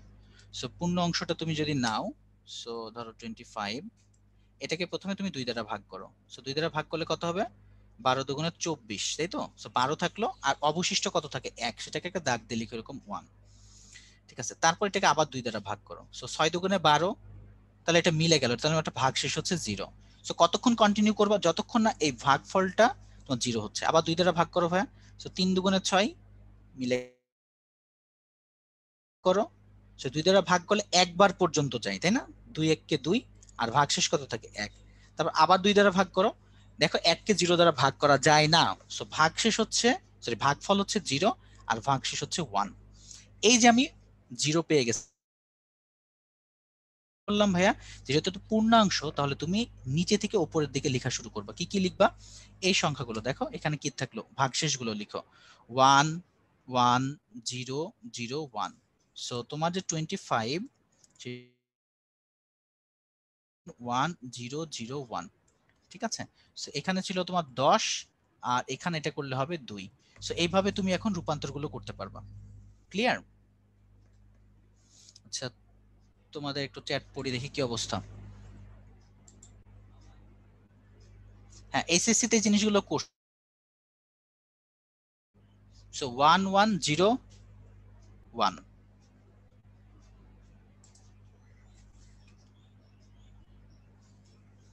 আচ্ছা, সো এটা হলো আমার কি, তোমার পূর্ণ সংখ্যা থাকলে। সো এখানে 25 বাদে যদি অন্য কোনো সংখ্যা থাকে, মানে যাই থাকুক, প্রসেস গুলো দেখে নাও। তুমি 2 দ্বারা ভাগ করতে থাকবা, ভাগ করতে করতে এই পর্যন্ত, যতক্ষণ পর্যন্ত না তোমার, বলতেছি, এই ভাগফল 0 না, ফল 0 পাবা, থেমে যাবা। তারপরে তুমি কি উল্টা দিক থেকে এগুলো লিখবা। সো 25 করলে 1 1 0 1, এটা পেয়ে গেলাম। এখন আসো, যদি ভগ্নাংশটা আমরা যদি করতে চাই তাহলে কি হবে? ভগ্নাংশ 625 এটা লিখেছিলাম, তাই তো? এখন তুমি এক কাজ করো, এটাকে 2 দ্বারা গুণ করবা। সো এটাকে তুমি যদি 2 দ্বারা গুণ করো তাহলে কত হয় দেখো তো ভাই? 2 দ্বারা গুণ করলে হবে 1.250, তাই তো?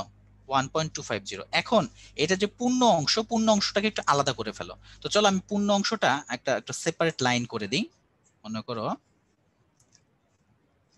এইরকম একটা সেপারেট লাইন করে দিচ্ছি, ঠিক আছে? পূর্ণ অংশটাকে এখানে লিখবে, এখানে দশমিক দশমিকের মতো থাকে। সো এই যে 0.250, এটাকে আবার তুমি 2 দ্বারা গুণ করো। সো এটাকে গুণ করলে কত হয়? 0.50। তার মানে এটা কোনো পূর্ণ অংশ নাই, এই জন্য পূর্ণ অংশটা এখানে 0 লিখে দিলাম। তারপর এটাকে তুমি আবার 2 করো। দেখছো, বলছিলাম এটা ভিত্তি দ্বারা কি করতে হবে? গুণ করতে হবে। সো আবার যদি গুণ করো তাহলে এটা কত হচ্ছে? 100। তার মানে পূর্ণ সংখ্যাটা এখানে লিখলাম আর পয়েন্টের পর 000। সো পেয়ে গেছো, আর দরকার নাই তো। তার মানে এটাকে তুমি এখন যতই 2 দ্বারা গুণ করতে থাকো সব তো 0 আসবে। কিন্তু শুরু থেকে লিখা মানে টপ থেকে লিখবা।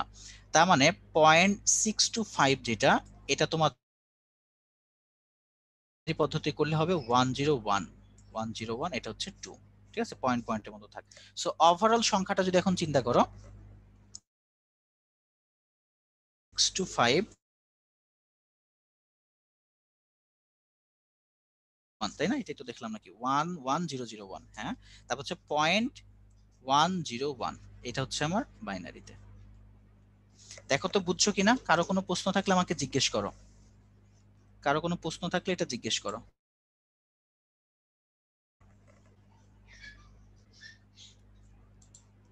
ওকে, সবাই ক্লিয়ার? আচ্ছা, ঠিক আছে। দুই থেকে একটা প্রশ্ন করতেছো, আইসিটি ক্লাস কি আর আছে? আচ্ছা, মেবি আছে, টেনশন করো না। বা আছে কিনা আমি শিওর না, না থাকলে এটা উদ্ভাসে একটু ফোন দিয়ে জেনে নিও, ঠিক আছে? সো জাস্ট আমার কথাগুলো একটু শোনো, তাহলেই হবে। আচ্ছা, সো এইটা টপিক রিলেটেড প্রশ্ন করো ভাই। টপিক রিলেটেড যদি কারো কোনো প্রশ্ন থাকে আমাকে এটা জিজ্ঞেস করতে পারো, যে ভাই এই জিনিসটা বুঝছি কি বুঝে নাই। আচ্ছা, ঠিক আছে। সো চলো নেক্সটে যাই। এবার একটা শর্টকাট, এক লাইনে তুমি না ম্যাথগুলো করতে পারো। তোমাকে এই যে দুইটা আলাদা আলাদা করে দিচ্ছি, এরকম কর। আচ্ছা জাওয়াদ, জি ভাইয়া। আমার কথা কি ক্র্যাক করতেছে? ভাইয়া একদম ক্র্যাক করছে না, ক্লিয়ার আছে, বাট আপনার মাইক্রোফোনটা মনে হয় মাঝে মাঝে একটু লুজ হয়ে যাচ্ছে, যেটা আমার মনে হচ্ছে আর কি। এক মিনিট, তাহলে আমি এটা ইউএসবি পোর্টটা চেঞ্জ করে দেখি। জি জি জি ভাই, ঠিক আছে।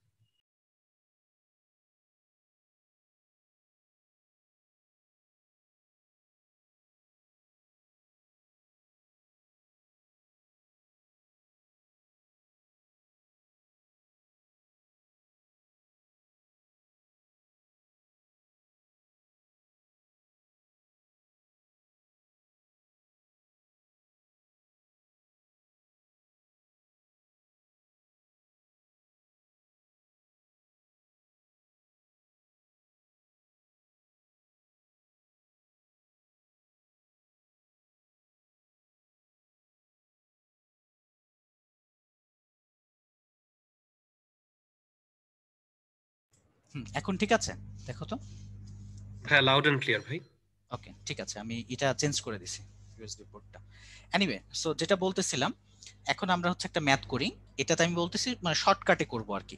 দেখো, আমি যে তোমাকে দুইটা পোর্শন আলাদা আলাদা করে করালাম না, ওরকম করে করব না। আচ্ছা, সো কিভাবে করব? প্রসেসটা হচ্ছে, এটাকে খেয়াল করো। যদি তোমার মানে পূর্ণ অংশ থাকে যেটা দশমিকের আগে, তো দশমিকের আগে থাকলে কি করবা? প্রথমে যে সংখ্যাটা মনে করো 625 যেটা ছিল, সেই অঙ্ক মানে 6 সেটা নিবা, তারপর ভিত্তির উপরে স্কয়ার, তারপর ভিত্তির উপরে 1, ভিত্তির উপরে 0। আচ্ছা, স্কয়ার দিয়ে শুরু করেন, আসলে শুরু করবে এরকম, প্রথম যেটা আছে তারপর দিবা 0, তারপরে 1, তারপরে 2। যদি 3 অঙ্কের হয় 0 1 2 থাকবে, যদি 4 অঙ্কের হয় তো তোমার 4 পর্যন্ত যাবে, ঠিক আছে? আর যদি তোমার ফ্র্যাকশন থাকে, মনে করো 0.625, সেখান থেকে শুরু করবা, যে ভিত্তি আছে, ভিত্তির উপর পাওয়ার হবে 1, তারপর হবে পাওয়ার হবে -2, তারপরে -3। ঠিক আছে, চলো একটা ম্যাথ করাই দিই, তাহলে মনে হয় ভালো বুঝবা। ওটাই নেই যেন একবারে তুমি বুঝে যাও এখানে। তো ধরো তোমাকে দিলাম হচ্ছে, কত দিয়েছিলাম? আচ্ছা, র্যান্ডমলি একটা ধরি। মনে করো 728, তারপর মনে করো 0.504 সামথিং, এরকম কিছু একটা, ঠিক আছে? সো এটাকে তুমি কি করবো ভাইয়া? আচ্ছা, আরেকটা এক্সাম্পল দিই। আমি তো হচ্ছে বাইনারি না করে এটাকে মনে করো আমি অক্টাগোনালে নিয়ে গেলাম, ঠিক আছে? এটা মনে করো 8 আছে, এটাকে তুমি হচ্ছে 10 এ রূপান্তর করবা। তো কি করে করবা? প্রথমে দেখো তোমার যে অঙ্কটা মানে 7, সেটা আগে লিখো।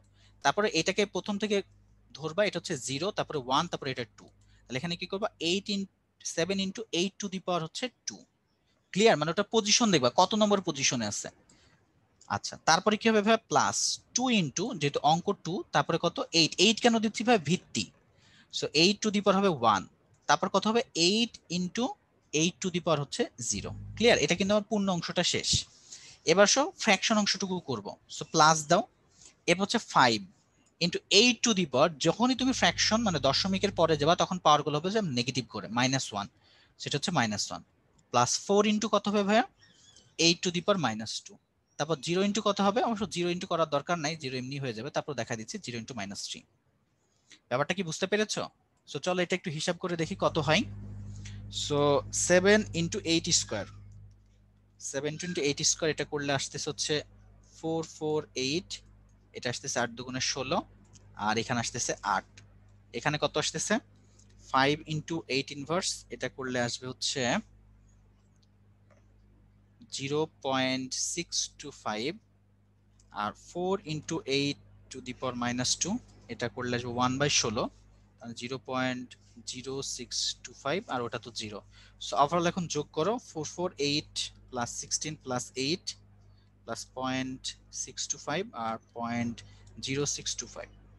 সো ওভারঅল আসে হচ্ছে 472.6875। এটা হচ্ছে 10। ঠিক আছে, ডেসিমালে আমি এটাকে কনভার্ট করে ফেললাম। এটা কি বুঝতে পেরেছো? সো এইভাবে কাজগুলো করতে পারো, তুমি যদি চাও এইভাবে তুমি এগুলো করতে পারো। সো শর্টকাটটা একটু মনে রেখো।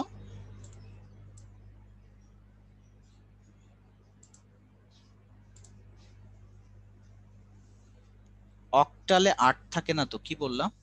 অক্টালে 0 থেকে 7 পর্যন্ত। সো টোটাল কত? টোটাল গুণ, টোটালটা হচ্ছে 8, টোটালটা 8। বুঝছো? তুমি তো চিন্তা করো ভাই, দশমিক পদ্ধতিতে তো 10 থাকে না, মানে 0 থেকে 9 পর্যন্ত গুণ, 0 থেকে 9 পর্যন্ত টোটাল 10টা না, এর জন্য 10 ভিত্তিক। কে প্রশ্ন করতেছো? ইফাত হাসান, বুঝতে পেরেছো?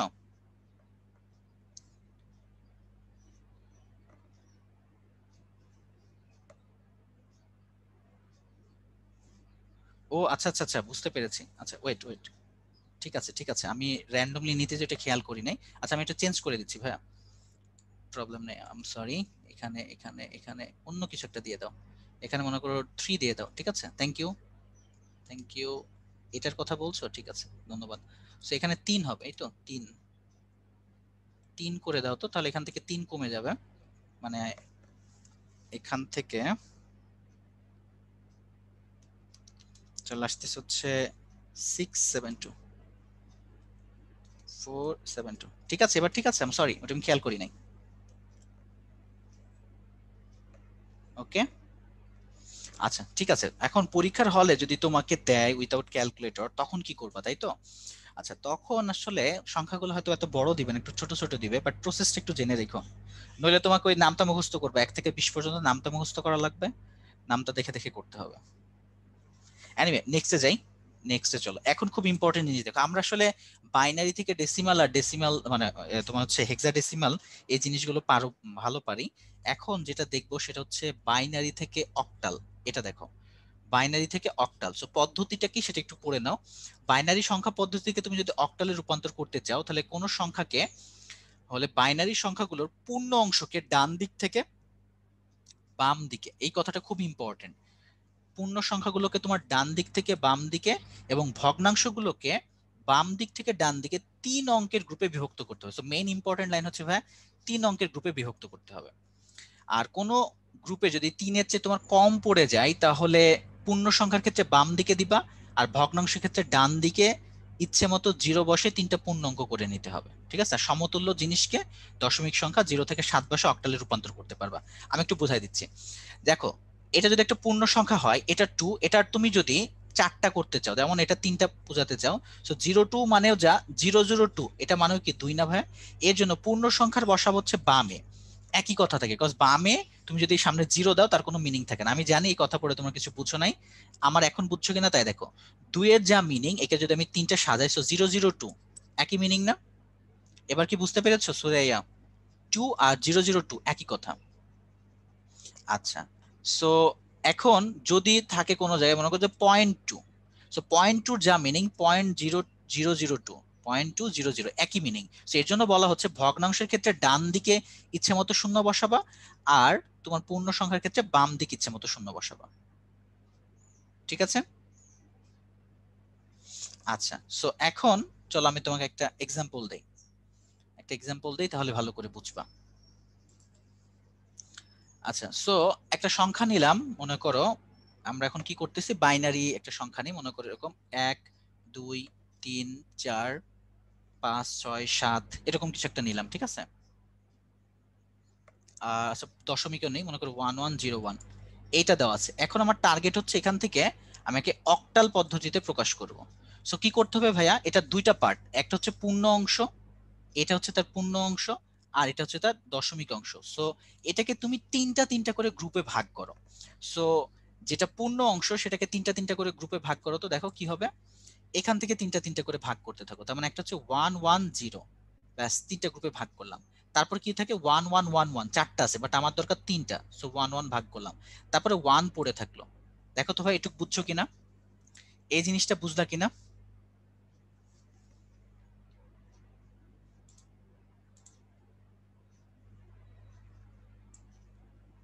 ঠিক আছে, এটা বুঝতে পেরেছো?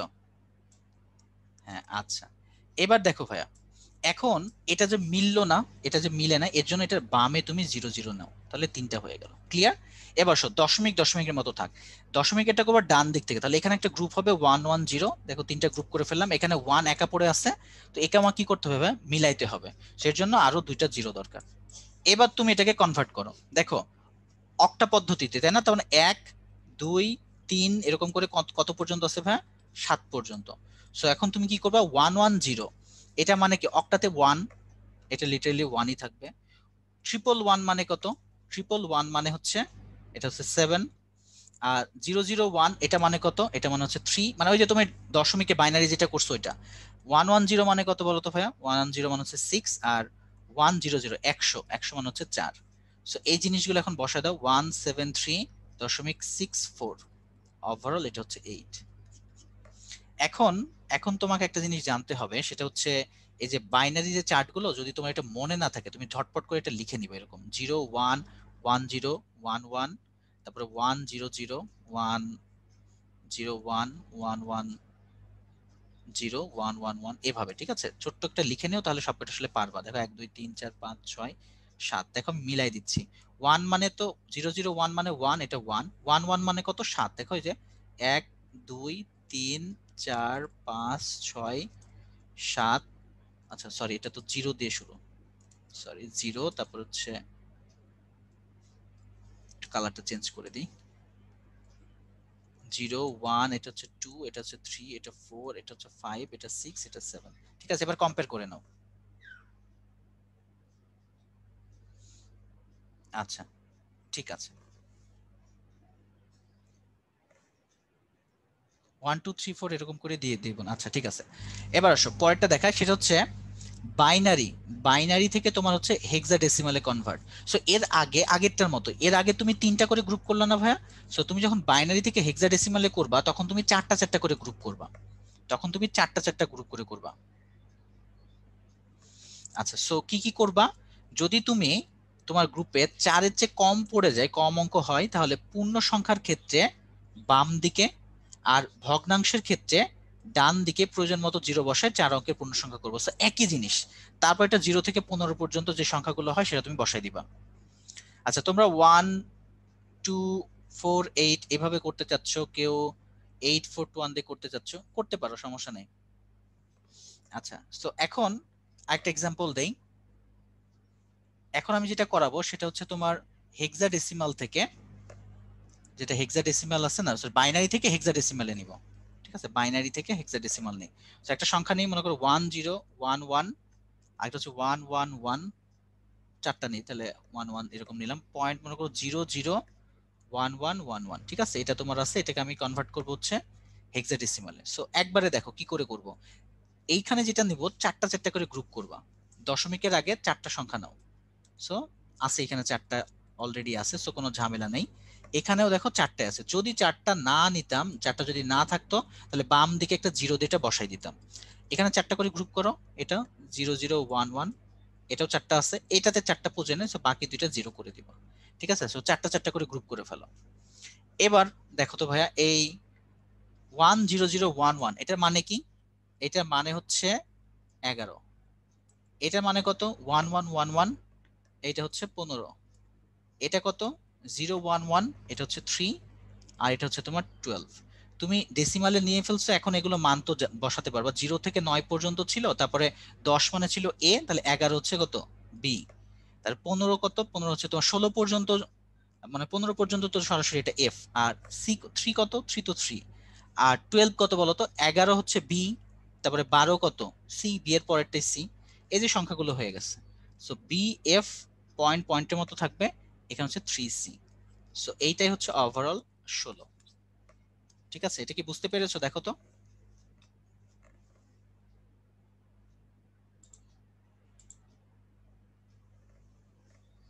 So B F 0.3 C. আচ্ছা, ঠিক আছে। ওকে, সো আমরা এখন একটু ব্রেক থেকে ঘুরে আসি, ঠিক আছে? এখন 3টা 15 বাজে, আমরা ঠিক 1 ঘন্টা পড়াশোনা করে ফেলছি, আমরা 3টা 20-এ চলে আসবো আবার।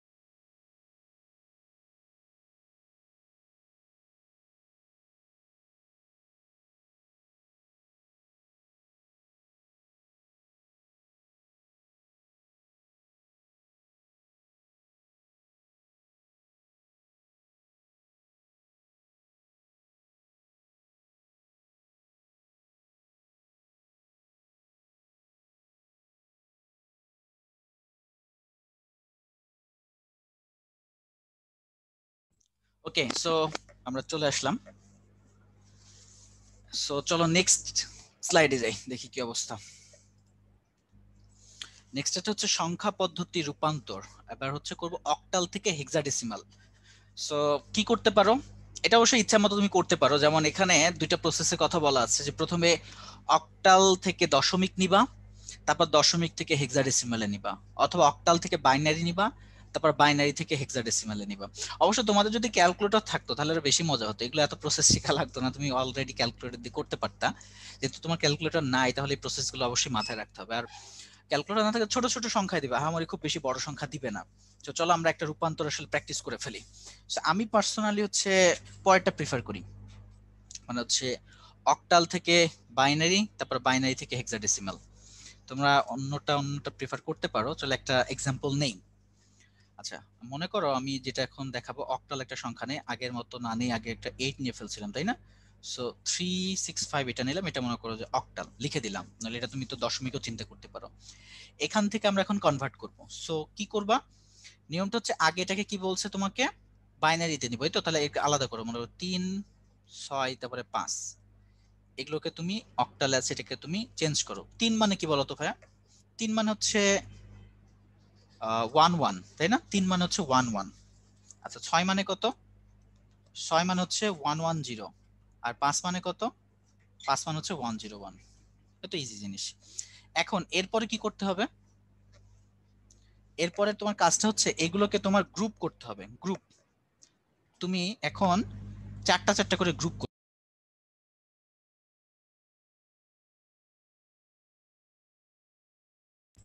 আচ্ছা, সো এখন চারটা চারটা করে গ্রুপ করো তো ভাইয়া।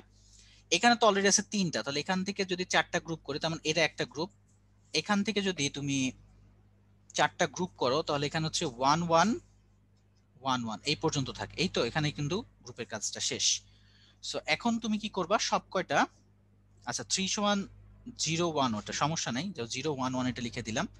ওকে, সো পরের তো জিরো আছে, ওটাকে গ্রুপ করবা কি করে, চারটা করে। সো আলটিমেটলি তুমি যদি এখন চারটা চারটা লিখো, তো যাও প্রথমটাকে 0 0 0 0 0 0 0, চারটা জিরো লিখছো। পরে এটাকে লিখো 1 1 1 1, চারটা। তারপর এখানে লিখো 0 1 0 1। ঠিক আছে, এবার বলো 0 0 0টা তো জিরো, ওটার কি লিখবো? আর এটা মানে কত, 1 1 1 1 5, এটা একটু দেখালাম, এটা হচ্ছে তোমার কত 15। আর 0 1 0 1 এটা হচ্ছে তোমার কত ভাই 5। সো দেখো 15 তো নাই হেক্সাডেসিমালে, কত আছে? এফ এফ মানে 15, এফ আর 5 তো 5 ওটা তোমাদের আছে, তো এখানেই শেষ। কিন্তু F5 ইজ ইকুয়ালস টু 16, মানে এটা বেস লিখে দিলাম F5। ঠিক আছে, হেক্সাডেসিমালে যখন করবা ভাই তখন চারটা করে, হেক্সাডেসিমালে যখন তুমি এখানে নিয়ে যাবা তখন চারটা করে, আর অক্টাতে যখন নিবা তখন তিনটা করে। ঠিক আছে, সো F5 হচ্ছে আনসার। আচ্ছা চলো নেক্সটে যাই, এবার উল্টাটা করি। এবার আমরা হচ্ছে হেক্সাডেসিমাল থেকে অক্টালে যাব। সো এটার পদ্ধতি কি কি ভাই? হেক্সাডেসিমাল থেকে অক্টাল আগের মতোই, তুমি প্রথমে হেক্সাডেসিমালকে দশমিক সংখ্যাতে নিতে পারো, হেক্সাডেসিমাল থেকে দশমিক নিবা, তারপর দশমিক থেকে অক্টাল করতে পারো, বা প্রথমে তুমি হেক্সাডেসিমাল থেকে বাইনারি নাও, আমি এটাই প্রিফার করি। চলো আমরা এই পরেরটা করি হেক্সাডেসিমাল থেকে এরকম।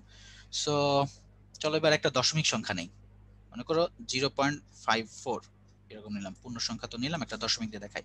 এটা মনে করো তোমার 16। ঠিক আছে, হেক্সাডেসিমালে দেওয়া আছে। এখন কি করবা, সো 0 দশমিক ওটা আলাদা থাক, 5 যেটা আছে 5 কে তুমি কি লিখতে পারো বাইনারিতে 0 1 0 1। ঠিক আছে, আর এটাকে কি লিখতে পারো, 4 কে, 4 কে তুমি লিখতে পারো হচ্ছে 0 1 0 0। সো ওভারঅল এটা হচ্ছে তোমার বাইনারিতে কনভার্ট করে ফেললাম। দেখো স্টেপ বাই স্টেপ যায়, এটা বুঝছো কিনা, এটা কি বুঝতে পেরেছো? যেটা 5 আছে সেটাকে তুমি যদি বাইনারিতে নাও, তো আমি চারটা করছি তো এর জন্য, এমনি 1 0 1, বাট তার আগে একটা জিরো দিয়ে দিছি, চারটা করে দিছি। ঠিক আছে ভাই, হ্যাঁ চারটা করছি মিলানোর জন্য জিরো দিয়ে সামনে। আর যেটা তোমার কত 4, সো 4 কে তুমি বাইনারিতে নিলে এমনি পাবা 1 0 0। সো আগে একটা জিরো কেন দিলাম, কারণ সেটা মিলানোর জন্য। সো এখান থেকে আসলে 4 আর এখান থেকে 5। বাট অক্টালে তোমাকে কিন্তু তিনটা তিনটা করে নিতে হয়, এটা একটু প্যাচ লাগায়ও না, যে হেক্সাডেসিমালে নিবা চারটা চারটা করে জোড়া, আর অক্টালে নিবা তিনটা তিনটা করে। সো এখন আসলে তিনটা তিনটা করে মিলাও। সো যেহেতু দশমিকের পরে প্রথম থেকে মিলাতে হয়, তার মানে এটা প্রথম যদি 3টা নাও তাহলে 0 1 0 এটা একটা ট্রয়ি, তারপরে 1 0 1 এটা একটা, তারপরে কি থাকলো ভাই পরের গুলো সবই 0, সো 0 0 0, কাজ কিন্তু শেষ তোমার। ঠিক আছে, আমি এটা তো স্টিল আমরা 2 পদ্ধতিতে আছে, এখন আমরা 8 এ চলে যাবো। সো 0.010 এটা মানে কত? এটা মানে হচ্ছে তোমার 2, ঠিক আছে। এটা কত? এটা হচ্ছে 5। আর এটা কত? এটা হচ্ছে 0। আমি এটাতে লিখলাম দশমিকে, মানে 10-এ কনভার্ট করছি, মানে ডেসিমালে। ঠিক আছে, সো এটা এখন কোন পদ্ধতিতে? এটা আমার অক্টালে। সো আনসার কত হচ্ছে ভাইয়া? আনসার হচ্ছে 0.250, এটা হচ্ছে আমার অক্টালে 225। হ্যাঁ, শান্তর হয়েছে। মাহফুজা 124 না, 250, আনসার হচ্ছে 250। হ্যাঁ, আরজুর হয়েছে। দশমিকে পিছে শূন্য দেয় না ভাই। হ্যাঁ এক্স্যাক্টলি, দশমিকে তুমি মিলাতে হলে পিছনে শূন্য দিবা, সামনে না। ইজি কিন্তু জিনিসগুলো, ঠিক আছে। নালিমন ঠিক আছে। পয়েন্ট আমি আবার দেখতেছি, 0.54 মানে হচ্ছে 0.0101, আর হচ্ছে 0100। সো তুমি যদি এখন তিনটা তিনটা করে নাও তাহলে এখানে হচ্ছে 010, তারপর হচ্ছে 101, তারপর হচ্ছে 000। সো 10 মানে 10 তো জানোই, 10 হচ্ছে 2, 101 মানে হচ্ছে 5, আর 00 তো 0। সো 0.250। ক্লিয়ার? 100-র আগে শূন্য কেন? এটা হচ্ছে চারটা মিলানোর জন্য, চারটা মিলানোর জন্য। আচ্ছা তোমরা পোল মিস করতেছো তাই না? আসলে পোল নাই, পোল একটু কম রাখা হয়েছে। এনিওয়ে, এখন আসো আমরা খুবই ইন্টারেস্টিং একটা জিনিসের পড়বো, সেটা হচ্ছে যে পূরক পড়ছিলাম না, এখানে যদিও ইতিহাস লেখা আছে, আমি তোমাকে বলতেছি আসলে নট অপারেটর দ্বারা কি করা যায়। নট মানে হচ্ছে ঠিক উল্টাটা বোঝাবে নট অপারেটর, মানে জিরো নট বলতে কি বোঝায়? জিরো নট মানে হচ্ছে ওয়ান, আর ওয়ান নট বলতে কি বোঝায়? মানে জিরো। তোমরা পূরক সেটের কথা মনে আছে? মনে করো এ আর এ প্রাইম বা কমপ্লিমেন্টারি সেট, এক্স্যাক্টলি ওটাই, কিন্তু ওই জিনিসটাই এখানে আমি লিখছি। সো কমপ্লিমেন্টারি বা পুরোকে যেটা বলতাম নট বলতে ঠিক তার উল্টাটা বোঝায়। তার মানে আমি যদি তোমাকে লিখে দিই এরকম যে zero not, so zero not মানে কি? ওয়ান, জিরো না। তারপর ওয়ান নট করলে সেটা কি হয়ে যাবে ভাইয়া? ওয়ান নট করলে সেটা হচ্ছে zero. So zero not, one not, ঠিক আছে। এখন তুমি যদি এই জিনিসগুলো একটু যদি সাইনে প্রকাশ করতে চাও, তাহলে এ নট অপারেশনকে তুমি এ প্রাইম দিতে পারো, বা এ একটা দাগ দিয়ে প্রকাশ করতে পারো। যেমন আমি লিখতেছি এরকম এ নট, এটাকে তুমি চাইলে এ প্রাইম দিতে পারো, বা উপরে এ বার দিতে পারো, বা এ সি যেটা আর কি এটা লিখতে পারো, ঠিক আছে। আর তোমার যদি কোথাও এমসিকিউ তে এরকম থাকে এ প্রাইম বা এ বার বা এ কমপ্লিমেন্টারি, এটাকে তুমি যদি নট সাইন দাও তাহলে সেটা হয়ে যাবে এ, ঠিক আছে। আচ্ছা সো চলো আমরা এক নজরে আরো কিছু দেখে আসি। অর অপারেটর, অর মনে আছে অরের কথা? যে দুই বা ততোধিক ইনপুটকে যোগ করতে ব্যবহৃত, এই কথাগুলো কিন্তু ইম্পর্টেন্ট, যে অর অপারেটর কোথায় ব্যবহৃত হয়, ঠিক আছে? দুই বা ততোধিক যোগ করতে ব্যবহৃত হয়। কারণ বাইনারি যোগের ক্ষেত্রে দেখো, জিরো আর জিরো যোগ করলে তো জিরো, জিরো আর ওয়ান যদি যোগ করো তাহলে হচ্ছে ওয়ান, ওয়ান প্লাস জিরো যোগ করলে ওয়ান, ওয়ান প্লাস জিরো যোগ করলে one, one plus one zero. আচ্ছা জিরো কেন সেটা বলি, এই যে ক্যারি করতে হয়, তোমরা তো মেবি এটা জানো যে আমরা ছোটবেলাতে শিখতাম না, মনে করো যে 12 আর 9 যোগ করছে, আসলে কত হবে? 9 10 11 না? সো হাতে থাকে কত? এক, ওইটাকে তো ক্যারি করে সামনে নিয়ে আসতে হয় না? সো ওই যে ক্যারি ওভার এরকমই। সো একই জিনিস, বুঝতে পেরেছো? সো এখানে জিরো এককের ঘরটা আমি চিন্তা করতেছি, so carry over bit one, যা বামের সংখ্যার সাথে যোগ করতে হবে। সো ওয়ান ওয়ান ওয়ান, এটা ওয়ান কেন? যে একটা ক্যারি ওভার থাকবে ওয়ান, যেটা বামের সাথে যোগ হয়ে যাবে, সেটা হচ্ছে অর অপারেটরের। আর তুমি যদি বিয়োগ করতে চাও, সো জিরো মাইনাস জিরো তো জিরো, এটাও ঠিক আছে। ওয়ান মাইনাস জিরো ওয়ান, ঠিক আছে। জিরো মাইনাস ওয়ান করলে ওয়ান কেন? ছোটবেলার কথা মনে করো তো ভাইয়া, আমি যদি তোমাকে জিরো থেকে ছোট কোনো সংখ্যা, মনে করো জিরো থেকে ওয়ান ওয়ান এরকম একটা সংখ্যা বাদ দিচ্ছ, তাহলে আসলে কি হয়? মনে করো জিরো থেকে তুমি ওয়ান বাদ দিচ্ছ, ধরো জিরো থেকে ওয়ান বাদ দিচ্ছ, তো এটাকে আসলে 10 মানে জিরো না, পরবর্তী সংখ্যা সেটা ধরতে, মনে করো যে টু ধরতে হয়। তো টু থেকে এক বাদ দিলে এক থাকে, আর এই যে একটা ক্যারি ওভার থাকলো না, সেটা এই জায়গাতে দিবা, ঠিক আছে। হোপফুলি এটা বুঝতে পেরেছো যে কেন এটা এককের এখানে ওয়ান থাকতেছে। সো ক্যারি ওভারের ব্যাপার স্যাপার এটা কি বুঝতে পারলে? আমাকে একটু জানাও তো, সবাই কি ক্যারি ওভারের কথা তো মনে আছে?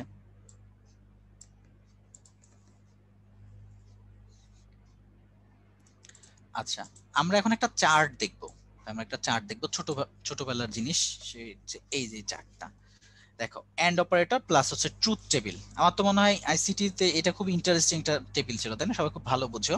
যদি না বুঝছো তাহলে আমি তোমাকে বলে দিচ্ছি কি হবে। সো এন্ড অপারেশন কখন ব্যবহৃত হয়? দুই বা ততোধিক ইনপুটকে তুমি যখন গুণ করবা তখন তুমি এন্ড অপারেটরটা ব্যবহার করবে, ঠিক আছে? সো গুণের নিয়ম দেখো, 0 0 গুণ করলে 0, 0 1 গুণ করলে 0, 1 0 গুণ করলেও 0, 1 1, আচ্ছা এখানে একটু ভুল হয়েছে ভাই, 1 1 গুণ করলে 0 না, 1 1 গুণ করলে তো 1 হবে, ঠিক আছে? এটা একটু ঠিক করে নিলাম। এখন দেখো ট্রুথ টেবিলে মানে গুণ করলে কি হয় এই টেবিলটা একটু বুঝো। দেখো 0 আর 1, এই যে দেখাই তো দিলাম সব তো 0 0 আর লাস্ট এটা হচ্ছে 1, এটা হচ্ছে AND operator. So AND gate, একটু সাইন গুলো মনে রাখতে হবে। এন্ড গেট দেখতে হচ্ছে এরকম। অর অপারেশন, অরে দেখো 0 আর 0, সো যোগ করতেছো, সো 1 প্লাস 1, এটা হচ্ছে 1। সত্য সারণী, হ্যাঁ ট্রুথ টেবিল।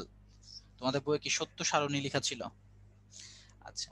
আর নট তো মজা, 0 নট করলে 1 হয়ে যাবে, 1 নট করলে 0 হয়ে যাবে। সো নট গেটটা দেখতে কেমন হয় একটু দেখে নাও, আর অর গেট দেখতে কেমন, ঠিক আছে? সো এই জিনিসগুলো তোমার ফান্ডামেন্টাল মৌলিক জিনিসগুলো। ট্রুথ টেবিলটা আসলে খুব মজার। এখন তোমাদের কেমন লাগতো?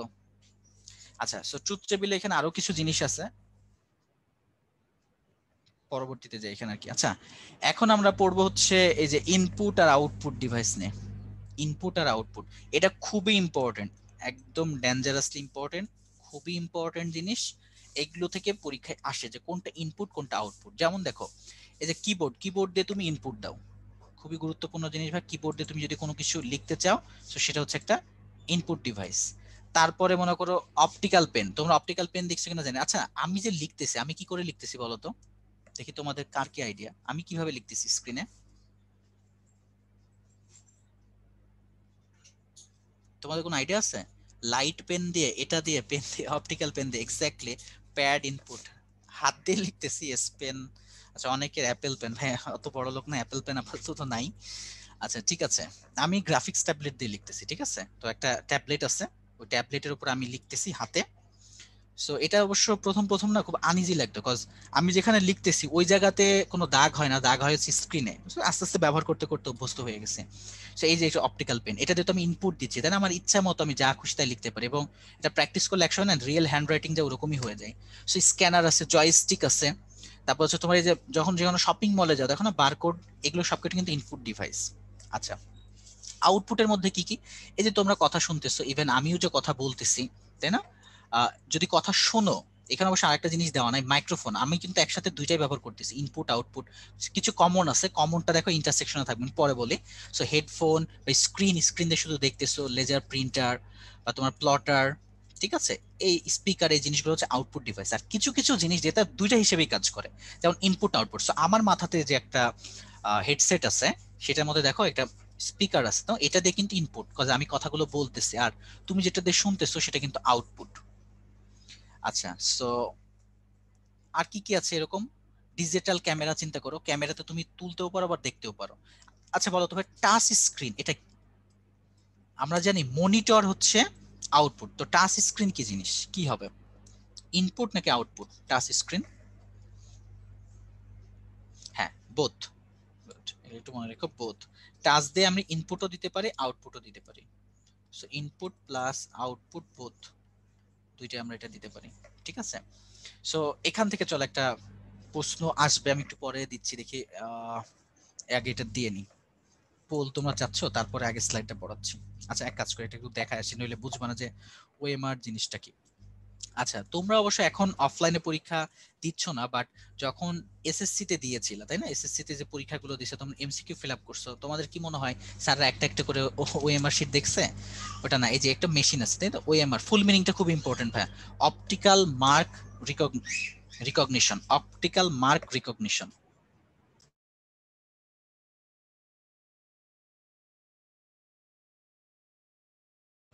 আচ্ছা, সো আরেকটা আছে ওসিআর। ওসিআর হচ্ছে তোমার অপটিক্যাল ক্যারেক্টার রিকগনিশন। সো এই জিনিসগুলো তোমরা হচ্ছে বিভিন্ন শিক্ষা প্রতিষ্ঠান বলো, বা তুমি হচ্ছে যখন ইলেকট্রিক বিল তৈরি করেন অনেক সময় খেয়াল করো, এখনকার বাসার যে বিলগুলো আসে সবকটা কিন্তু এই যে তোমার অপটিক্যাল ক্যারেক্টার রিকগনিশন এগুলো দিয়ে করা। ওসিআর হচ্ছে মুদ্রিত লেখার সরাসরি ইনপুট নিবে। মনে করো এখন তো ক্যামি স্ক্যানার যেগুলো আছে না, ক্যামি স্ক্যানার বা অনেকগুলো দেখো যে ইমেজ টু টেক্সট, আরো ভালো বুঝতে পারবো। তোমরা কি অ্যাপটা ইউজ করছো ইমেজ টু টেক্সট? তোমরা ইউজ করো কিনা জানি না, আমার মাঝে সাঝে এটা ইউজ করা লাগে। মনে করো আমি কোন একটা বই থেকে, আমি একটা বই থেকে হচ্ছে ইংরেজি একটা লেখার বই আছে, ওসব ইংরেজিতে ভালো কাজ করে, ওটাতে আমি মনে করি লেকচার বানানোর জন্য কিছু টাইপ করা দরকার, এখন আর ভালো লাগে না, কি করবো, ইমেজ টু টেক্সট একটা সফটওয়্যার আছে, আমি তুলবো, সে অটোমেটিক্যালি ক্যারেক্টার রিকগনিশন করে আমাকে পুরো মানে ক্যারেক্টার পুরো লেখাটাই দিয়ে দিচ্ছে। হয়তোবা তোমরা ভার্সিটিতে উঠলে বেশি কাজে লাগবে, বাংলা মানে ইন্টারমিডিয়েট পর্যন্ত কাজে লাগে নাই, তো ভার্সিটি উঠলে দেখবে অনেক কিছু তোমার অ্যাসাইনমেন্টস বলো বা অনেক কিছু বই থেকে হয়তোবা লেখা লাগতেছে, সো তোমার টাইপ করতে আর ইচ্ছা করবে না, এরকম অনেক কিছু আছে। সো এটা হচ্ছে ওএমআর ওসিআর, আর হচ্ছে MICR, magnetic ink character recognition technology, ঠিক আছে। সো এই জিনিসগুলো আমরা ব্যবহার করব। আচ্ছা, ওএমআর ফুল মিনিংটা হচ্ছে অপটিক্যাল মার্ক রিকগনিশন, হ্যাঁ সেটাই তো লিজা, সেটাই তো লেখা আছে অপটিক্যাল মার্ক। ও রিডার বলতেছো, রিকগনিশন নাকি? ওএমআর অপটিক্যাল, আচ্ছা তোমার ওএমআর যাও, আমি দেখে গুগলে সার্চ মেরে দিলাম। হ্যাঁ রিকগনিশন, ঠিক আছে ভাই, ঠিক লেখা আছে, রিডার না, অপটিক্যাল মার্ক রিকগনিশন। আচ্ছা এই জিনিসগুলো আমাকেই তোমাকে বলতে হবে, আমার থেকে শুনতে হবে এরকম না, কিন্তু তুমি নিজের মতো করে এগুলো তো গুগল করলে সব পেয়ে যাবে, কোনটার ফুল ফর্ম কি সেটা আর কি, ঠিক আছে। আচ্ছা যে পোলটা দিতে যাচ্ছিলাম, চলো পোলটা দেই, তোমরা অনেকক্ষণ পোলের জন্য ওয়েট করতেছো, একটা পোল কোশ্চেন দিয়ে দিলাম। দেখো তো কোনটি মুদ্রিত লেখা সরাসরি ইনপুট নেওয়ার জন্য প্রয়োগ করা হয়, ব্যবহার করা হয়?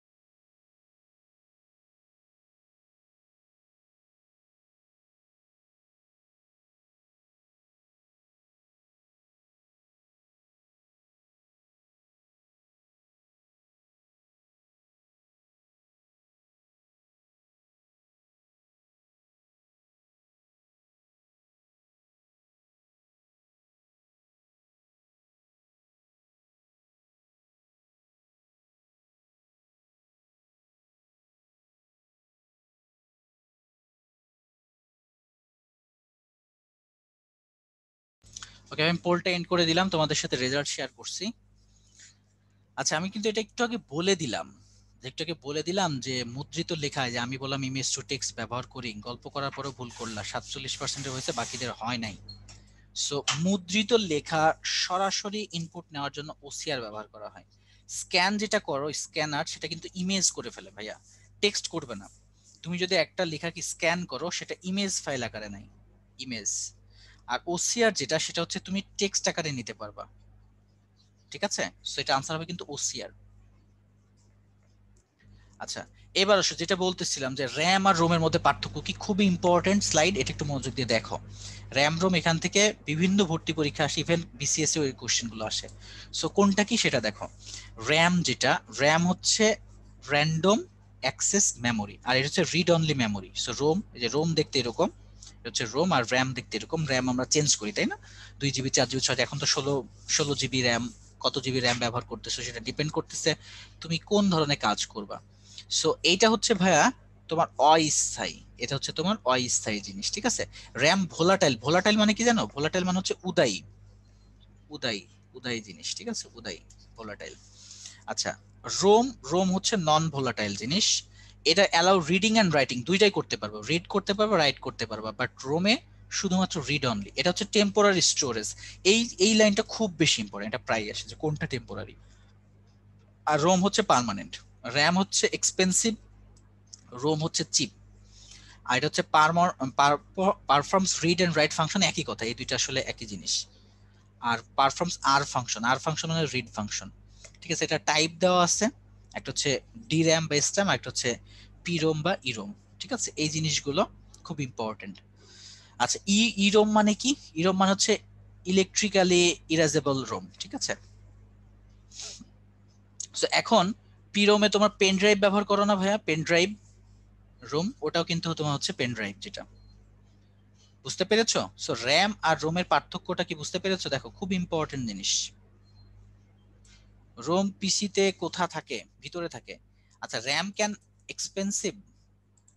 আচ্ছা, তুমি আমাকে বলো তো ভাই, একটা 2 জিবি র্যামের দাম কত আর একটা 16 জিবি পেন ড্রাইভের দাম কেমন? 8 জিবি পেন ড্রাইভের দাম কেমন? ডেফিনেটলি পেন ড্রাইভের দাম কম, র্যামের দাম বেশি। বুঝতে পেরেছো? আচ্ছা, মোবাইলে মোবাইলে চলে তোমার হচ্ছে মোবাইলে র্যাম রোম তো দুটাই আছে। এই তো লিখে দিচ্ছ যে একটা 2 জিবি মানে 16 জিবি মানে পেন ড্রাইভের দাম 700-800 বা এরকম, কিন্তু একটা র্যাম কিনতে গেলে 2000 টাকা মতো, তাই না? সো এর জন্য বলা হয় যে র্যামটা আসলে একটু এক্সপেন্সিভ রোমের তুলনায়। আচ্ছা, এখন আসো হার্ডওয়্যার আর সফটওয়্যারের ব্যাপার স্যাপার তোমাকে বলি, হার্ডওয়্যার আর সফটওয়্যার। আচ্ছা, এসএসডি কেন লাগে একটা কথা বলে, আচ্ছা প্রশ্নটা যেহেতু করলা, এসএসডি আর এইচডিডি মধ্যে পার্থক্য কি? দেখো, এইচডিডি যেটা আগে আমরা ব্যবহার করতাম, এটার মেইন কাজ হচ্ছে দুইটা জিনিস চালানোর জন্য। তুমি অপারেটিং সিস্টেম চালাবা, তারপর তুমি এখানে ফাইল স্টোরেজ করবা বা রিড রাইটের ব্যাপার স্যাপার আছে। আর এসএসডি তোমার রিড এবং রাইটের স্পিড বেশি, ঠিক আছে? এটা হচ্ছে অনেক ফাস্ট, এটা হচ্ছে অনেক ফাস্ট। তো এখনকার লেটেস্ট কম্পিউটারগুলোতে দেখবা যে হয়তোবা তোমার 250 জিবি এসএসডি দেওয়া আছে, ওই এসএসডি তে তুমি শুধুমাত্র অপারেটিং সিস্টেম বা যে সফটওয়্যারগুলো ইনস্টল করছো সেগুলো রাখবা, আর সাথে হয়তোবা 1 টেরাবাইট তোমার হচ্ছে এইচডিডি দিবে। সো 1 টেরাবাইটের মধ্যে তুমি তোমার ফাইলগুলো স্টোর করতে পারবে, ঠিক আছে? সো এসএসডি এই কাজে লাগানো হয়। আর এসএসডি তে তোমরা অনেক আগে থেকে দেখবা যে ডিভাইসগুলো যে ডিভাইসগুলো ফাস্ট সেগুলো কিন্তু এসএসডি চালায়, মানে পারফরমেন্স তুমি যদি ভালো চাও তাহলে এসএসডি পাবা, ঠিক আছে? সো এসএসডির দুইটা সাইজ আছে, একটা হচ্ছে M2 মানে ছোট্ট করে, আর একটা হচ্ছে 2.5 ইঞ্চ SATA SSD। এনিওয়ে, এই জিনিসগুলো জানা জরুরি, এগুলো জানবা তোমরা, পড়বা। এনিওয়ে, এখন আসো সফটওয়্যার আর হার্ডওয়্যারের মধ্যে আসলে পার্থক্য কি। সফটওয়্যার হচ্ছে যেগুলোকে তুমি সত্যি সত্যি টাচ করতে পারবে না, ফিজিক্যালি টাচ করতে পারবে না, সেগুলো সফটওয়্যার, তাই না? মানে যতগুলো ব্রাউজার আছে, দেখো এখানে কিছু ছবি দেওয়া, অ্যাডোব ক্রোম, তারপরে যত প্লেয়ার, সফটওয়্যার কোনগুলো আমার মনে হয় না তোমাকে এগুলো চিনাতে হবে। তোমরা যে ফোনে যেগুলোকে অ্যাপ বলো, মানে ওগুলো আর কি পিসি ভার্সন হচ্ছে ওগুলো সফটওয়্যার। সো পিসিতে তোমার সফটওয়্যার গুলো হয় ইএক্সি ফরম্যাট। এই এক্সটেনশন গুলো ভাই জানা জরুরি, যদি স্লাইডে একটু এক্সটেনশন গুলো লেখা হয় নাই, বাট কয়েকটা প্রয়োজনীয় এক্সটেনশন জানবা। যেমন সফটওয়্যার এক্সটেনশন হচ্ছে ইএক্সি, টেক্সট ফাইলে হচ্ছে টিএক্সটি, বা মাইক্রোসফট ডকের ডিওসি, পিডিএফটা তো জানো মনে হয় ডট পিডিএফ, তোমরা তো পিডিএফ অনেক বেশি ইউজ করো। সো এক্সটেনশন গুলো জানবা, ঠিক আছে? আচ্ছা, সো হার্ডওয়্যার কি যেগুলোকে তুমি টাচ করতে পারবা, মনে করো মনিটর, তারপর তোমার এখানে মাউস প্যাড, যে জিনিসগুলো আছে, ইভেন আমি যেটাতে লিখতেছি যেগুলো, তাই তো এগুলো হচ্ছে তোমার হার্ডওয়্যারের পার্ট, ঠিক আছে? হার্ডওয়্যার ভার্সেস সফটওয়্যার, এই জিনিসগুলো দেখবা। আচ্ছা, নেক্সট হচ্ছে অপারেটিং সিস্টেম, খুবই জোস একটা জিনিস, খুব মনোযোগ দিয়ে শোনো। অপারেটিং সিস্টেম কি, তুমি যে ডিভাইসটা ব্যবহার করতেছো সেটা অপারেটিং করতেছো কিসের মাধ্যমে, একটা সিস্টেম লাগে। সো প্রধানত অপারেটিং সিস্টেম যদি পিসির জন্য চিন্তা করো তাহলে তিনটা। একটা হচ্ছে উইন্ডোজ, এটা হচ্ছে উইন্ডোজ, বিল গেটস এর উইন্ডোজ। আর একটা হচ্ছে বস ম্যাক, ম্যাক ওএস। আর একটা হচ্ছে লিনাক্স, আর একটা সুপার বস। আর এটা হচ্ছে অ্যান্ড্রয়েড। অ্যান্ড্রয়েড হচ্ছে কিসের জন্য? ফোনের জন্য। এটা কিন্তু পিসির জন্য না, এই জন্য আলাদা করে বললাম যে একটা হচ্ছে উইন্ডোজ, পিসির জন্য যদি চিন্তা করো। সো উইন্ডোজ, ম্যাক, আর হচ্ছে লিনাক্স। আচ্ছা, এবার কিছু কথা বলি। অ্যাপেল সম্পর্কে তোমরা সবাই জানো, ম্যাক ওএস, ঠিক আছে? এটা হচ্ছে তাদের তৈরি। উইন্ডোজ হচ্ছে মাইক্রোসফটের তৈরি, আর লিনাক্স হচ্ছে একটা ওপেন সোর্স। লিনাক্স হচ্ছে ভাই ওপেন সোর্স। ওপেন সোর্স জিনিস মানে কি, মানে এইটা ব্যবহার করতে কোনো টাকা পয়সা দেওয়া লাগবে না। দেখো, ম্যাক ওএস কিন্তু free, Mac OS free, but there is a কিন্তু। কিন্তুটা কি, ম্যাক ওএস শুধুমাত্র অ্যাপেল ডিভাইসই চলবে, শুধুমাত্র অ্যাপেল ডিভাইস গুলোতে চলবে, ঠিক আছে? সো তাহলে তুমি যদি অ্যাপেলের ডিভাইস কিনো তাহলে ওএস ফ্রি পাবা। আর মাইক্রোসফট শুরুতে শুধু ওএসই বিক্রি করতো, ওর ডিভাইস তুমি অন্য কোম্পানি থেকে নিবা, ডেল, এইচপি, ঠিক আছে? এগুলো থেকে ডিভাইস নিবা, বাট অপারেটিং সিস্টেমের জন্য একটা টাকা দিতে হবে। বাট এখন তো উইন্ডোজ হচ্ছে দুটাই সেল করতেছে, তাই না? সে হচ্ছে ডিভাইসও সেল করতেছে, তা অপারেটিং সিস্টেমও সেল করতেছে। So so Mac OS free, but device লাগবে। বাট এখন মজার ব্যাপার হচ্ছে দুনিয়া অনেক আগাইছে। সো একটা নতুন জিনিস আছে, একটা হচ্ছে বলা হয় হ্যাকিনটস, নাম শুনছো কিনা জানি না। সো হ্যাকিনটসে কি করা যায় জানো? তোমার নন অ্যাপেল ডিভাইস গুলোকে তুমি চাইলে অ্যাপেল অপারেটিং সিস্টেম ব্যবহার করতে পারো। কারো যদি আগ্রহ থাকে, জাস্ট হ্যাকিনটস বলে সার্চ দিও। যদি একটা ইলিগাল জিনিস বলতেছি নাকি, এটা যদি অ্যাপেল জানতে পারে তাহলে মাইট দিবে তোমারে। সো অপারেটিং সিস্টেম যেহেতু ফ্রি, ব্যবহার করতে পারবা, বাট এই সুযোগ অবশ্য খুব বেশি থাকবে না। তোমরা জানো যে অ্যাপেল হচ্ছে যে চিপস গুলো যেটা ব্যবহার করা ইন্টেলের থেকে নিত, এখন তারা নতুন একটা বের করছে M1 চিপস দিয়ে। তার মানে তারা নিজেদের জিনিস নিজেরাই, মানে তাদের যেটা প্রসেসর নিজে তৈরি করতেছে, সো তার সিস্টেম এটা চালাবে। এটা বেশ কিছু সুবিধা আছে, তুমি চাইলে অ্যাপলের যে মানে আইপ্যাড বা আইফোনের যে সফটওয়্যার গুলো সেই জিনিসগুলো তখন পিসিতে চালাতে পারবা। তো নর্মালি তুমি কি উইন্ডোজ যে ল্যাপটপ গুলোতে এখানে কিন্তু অ্যান্ড্রয়েড অ্যাপগুলো চালানো যায় না, যদি না তুমি কোনো ইমুলেটর ইউজ করো, এই জিনিসগুলো ইউজ করতে পারো। এনিওয়ে আমি মনে হয় একটু বেশি কথা বলে ফেলতেছি বাইরে থেকে। এটা দেখো, অ্যান্ড্রয়েড যেটা বলতেছিলাম, অ্যান্ড্রয়েড কিন্তু একটা ওপেন সোর্স। অ্যান্ড্রয়েড কিন্তু যদিও এটা গুগলের তত্ত্বাবধান আছে, বাট অ্যান্ড্রয়েডও কিন্তু একটা ওপেন সোর্স। আচ্ছা, ওপেন সোর্স জিনিসটা কি সেটাকে তোমাকে বলি।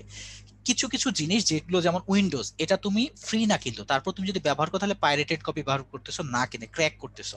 ওপেন সোর্স গুলো হচ্ছে এমনিতেই ফ্রি। তাহলে আচ্ছা, কার খেয়ে দিয়ে কাজ নাই যে তোমার জন্য ফ্রি ফ্রি দিচ্ছে? আমার তোমার মতো মানুষের যেরকম আছে, যেমন উইকিপিডিয়ার কথা চিন্তা করো, এটা তো ফ্রি জিনিস, তাই না? তুমি ওখানে ইনপুট দিতে পারো। সো ওপেন সোর্স এরকম কিছু ডেডিকেটেড মানুষ আছে যারা এরকম ওপেন সোর্স সফটওয়্যার গুলো বানায়, সেগুলো ইউজ করতে পারো। আমি যেমন তোমার ভিএলসি প্লেয়ার জানো, ভিএলসি এটা হচ্ছে একটা ওপেন সোর্স। ঠিক আছে, আমরা অনেক সময় ওপেন বোর্ডে ক্লাস নেই, অনেক টিচার দেখবে ওপেন বোর্ড লেখা থাকে, যদি এটা ওপেন বোর্ড না। সো ওপেন বোর্ডের একটা হচ্ছে ওপেন সোর্স সফটওয়্যার। ঠিক আছে, তারপরে মাইক্রোসফটের যে অফিস গুলো সেগুলো হচ্ছে টাকা দিয়ে কেনা, বাট তুমি যদি কখনো ফ্রি ইউজ করতে চাও তোমরা লিব্রে অফিস ব্যবহার করতে পারো। এগুলো হচ্ছে operating system. So operating system কেন দরকার? সো ডিরেক্টলি তুমি অপারেটিং সিস্টেমের সাহায্যে ইউজারের থেকে তুমি ইনপুট নিতে পারো, সেখানে কিছু অ্যাপ্লিকেশন থাকবে, তুমি ইনস্ট্রাকশন দিবা, সেটা অপারেটিং সিস্টেম প্রসেস করবে। কার সাহায্যে? হার্ডওয়্যারের সাহায্যে প্রসেস করে আবার ইউজারকে ব্যাক দিয়ে দিবে। ঠিক আছে, সো আমি পার্সোনালি লিনাক্স অনেক ফেভারিট, আমি ব্যবহার করি, আমার খুব ভালো লাগে লিনাক্স। সো তোমাদের কারো যদি ইচ্ছা থাকে কোনোদিন ট্রাই করা লিনাক্স কি জিনিস সেটা নিয়ে, তো ট্রাই করতে পারো। আর তুমি যদি কম্পিউটার সায়েন্স ইঞ্জিনিয়ারিং বা এরকম কম্পিউটার রিলেটেড পড়ো, তো তখন তুমি এমনি ব্যবহার করবা। Anyway, so function of operating system এই জিনিসগুলো আমি তোমাকে অলরেডি বলে ফেলছি। ঠিক আছে, এগুলো অলরেডি বলছে, একটু দেখবা। আচ্ছা, একটা জিনিস হয়ে গেছে, সেটা হচ্ছে এটার উত্তর কি এখানে একটু দাগানোই হয়ে গেছে না। আচ্ছা, তারপরেও আমি আর দিচ্ছি না। যাই হোক, কম্পিউটার ভাইরাস কি? সেটা হচ্ছে একটা ক্ষতিকারক প্রোগ্রাম, এটা সরানো হয় নাই। হ্যাঁ, ঠিক আছে, কম্পিউটার প্রোগ্রাম কি একটা ভাইরাস? এমন একটা প্রশ্ন যেটা আগেই দেওয়া হয়ে গেছে। হ্যাঁ, এই যে এর মধ্যে আমাদের একটা ভন্ড পাইছি, ইয়ামিন বলছে লিনাক্স দিয়ে হ্যাকিং করবো। হ্যাঁ ঠিক আছে, হ্যাকিং এর কালি লিনাক্স ওই ওয়েস্টটা অনেক ব্যবহার করে। এনিওয়ে, যেহেতু লিনাক্স নিয়ে বলতেছি, লিনাক্সের কিন্তু প্রচুর ডিস্ট্রো আছে, প্রায় 1000টার মতো ডিস্ট্রো আছে। মানে ডিস্ট্রো বলতে হচ্ছে এটাকে ভাগ, যেমন উইন্ডোজের ভাগ আছে না, উইন্ডোজ 7, 8 বা 8.1 বা উইন্ডোজ 10। আচ্ছা, উইন্ডোজ কিন্তু আর কোনো নতুন অপারেটিং সিস্টেম আনবে না, তোমরা কি জানো? অপারেটিং সিস্টেম যেটা 10, এটাই কিন্তু লেটেস্ট। এরপরে যেটা করবে শুধুমাত্র তারা আপডেট দিতে থাকবে, আর কোনো তারা নতুন অপারেটিং সিস্টেম আনবে না। আচ্ছা, শান্ত বলতেছে এই পোলটা দিলে অনেকে অনেকে ভুল করবে। আচ্ছা ঠিক আছে, ভুল করতে পারে, বাট ধরে নিচ্ছি ভুল করবে না, এটা উত্তরটা দেওয়া আছে। ঠিক আছে, আচ্ছা তোমাদের আরো কিছু কথা আসলে বলি। সফটওয়্যার যেটা নিয়ে বলতেছিলাম, বিভিন্ন বাংলাদেশি মেড সফটওয়্যার গুলো সম্পর্কে একটু জানবা। বাংলাদেশি মেড, যেমন একটা জিনিস না জানলেই নয়। আচ্ছা, বাংলা যে আমরা লিখতে পারি, বাংলা লিখতে পারি তাই না? তোমরা কি দিয়ে লিখো দেখি, তোমাদের ফিডব্যাক নেই। তোমরা বাংলায় যে টাইপটা করো কি দিয়ে লিখো? অভ্র দিয়ে, তাই তো? সো অভ্র, বিজয় পারো? আচ্ছা ঠিক আছে, অভ্রর কথা যদি বলছো, সো এই অভ্রটা কে আবিষ্কার, মানে আবিষ্কার বলতে হচ্ছে কে তৈরি করছে জানো? কে তৈরি করছে জানো? হ্যাঁ বলো। 21। আচ্ছা, মেহেদি। হ্যাঁ গুড, ডক্টর মেহেদি হাসান। আচ্ছা, উনি কিন্তু ডাক্তার, মানে পিএইচডি করা ডক্টর ওরকম না, উনি কিন্তু লিটারালি ডাক্তার। মেহেদি হাসান কত সালে? উনি তৈরি করছে 2003 সালে, 26শে মার্চ দিয়েছে। ভাষা হোক উন্মুক্ত, ভাষা হোক উন্মুক্ত তার স্লোগান। আর প্রথম যদি চিন্তা করো তাহলে হচ্ছে আমাদের আইসিটি মিনিস্টার মোস্তফা জব্বার, উনি আনছে হচ্ছে বিজয়, উনি আনছেন হচ্ছে বিজয়। সো বিজয় কত সালের দিকে আছে? সরকারি কাজগুলোতে বিজয় ব্যবহার করা হয়, সেটা হচ্ছে 1988 সালে। ডেটটা খুবই মজা, সেটা হচ্ছে 16ই ডিসেম্বর।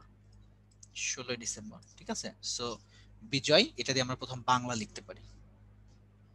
আর এখন ফোন বা এগুলোর মধ্যে আই থিঙ্ক অভ্রটাই বেশি পপুলার, তাই না? অভ্র জিনিসটা কিন্তু বেশি পপুলার। আচ্ছা, এনিওয়ে, এবার আসো ইন্টারনেট। ইন্টারনেট নিয়ে তোমাকে বুঝতে হবে। আচ্ছা, ইন্টারনেট কিভাবে কাজ করে? আমি প্রথমে যখন ছোট ছিলাম আমার চিন্তা হলো ইন্টারনেট কি আকাশে বাতাসে ওড়ে এরকম? আসলে এরকম না। ইন্টারনেটের ফুল মিনিং কি কে জানো বলো তো ভাই? ইন্টারনেটের ফুল মিনিং কি? ইন্টারনেটের ফুল মিনিং কি? International network. হ্যাঁ, ইন্টারন্যাশনাল নেটওয়ার্ক। আচ্ছা, বাংলাদেশে ইন্টারনেট কত সালে আসছে? এই কোশ্চেনটা জানাটা জরুরি। বাংলাদেশে কত সালে ইন্টারনেট আসছে? Any idea? বাংলাদেশ কখন ইন্টারনেট আসে? 1979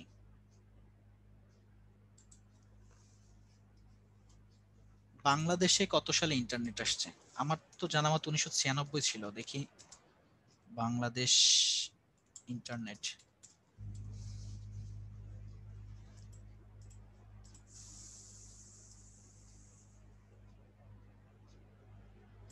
আচ্ছা জাওয়াদ, 1986 না, মানে সরি 96 না? তুমি কি শিওর সালটা?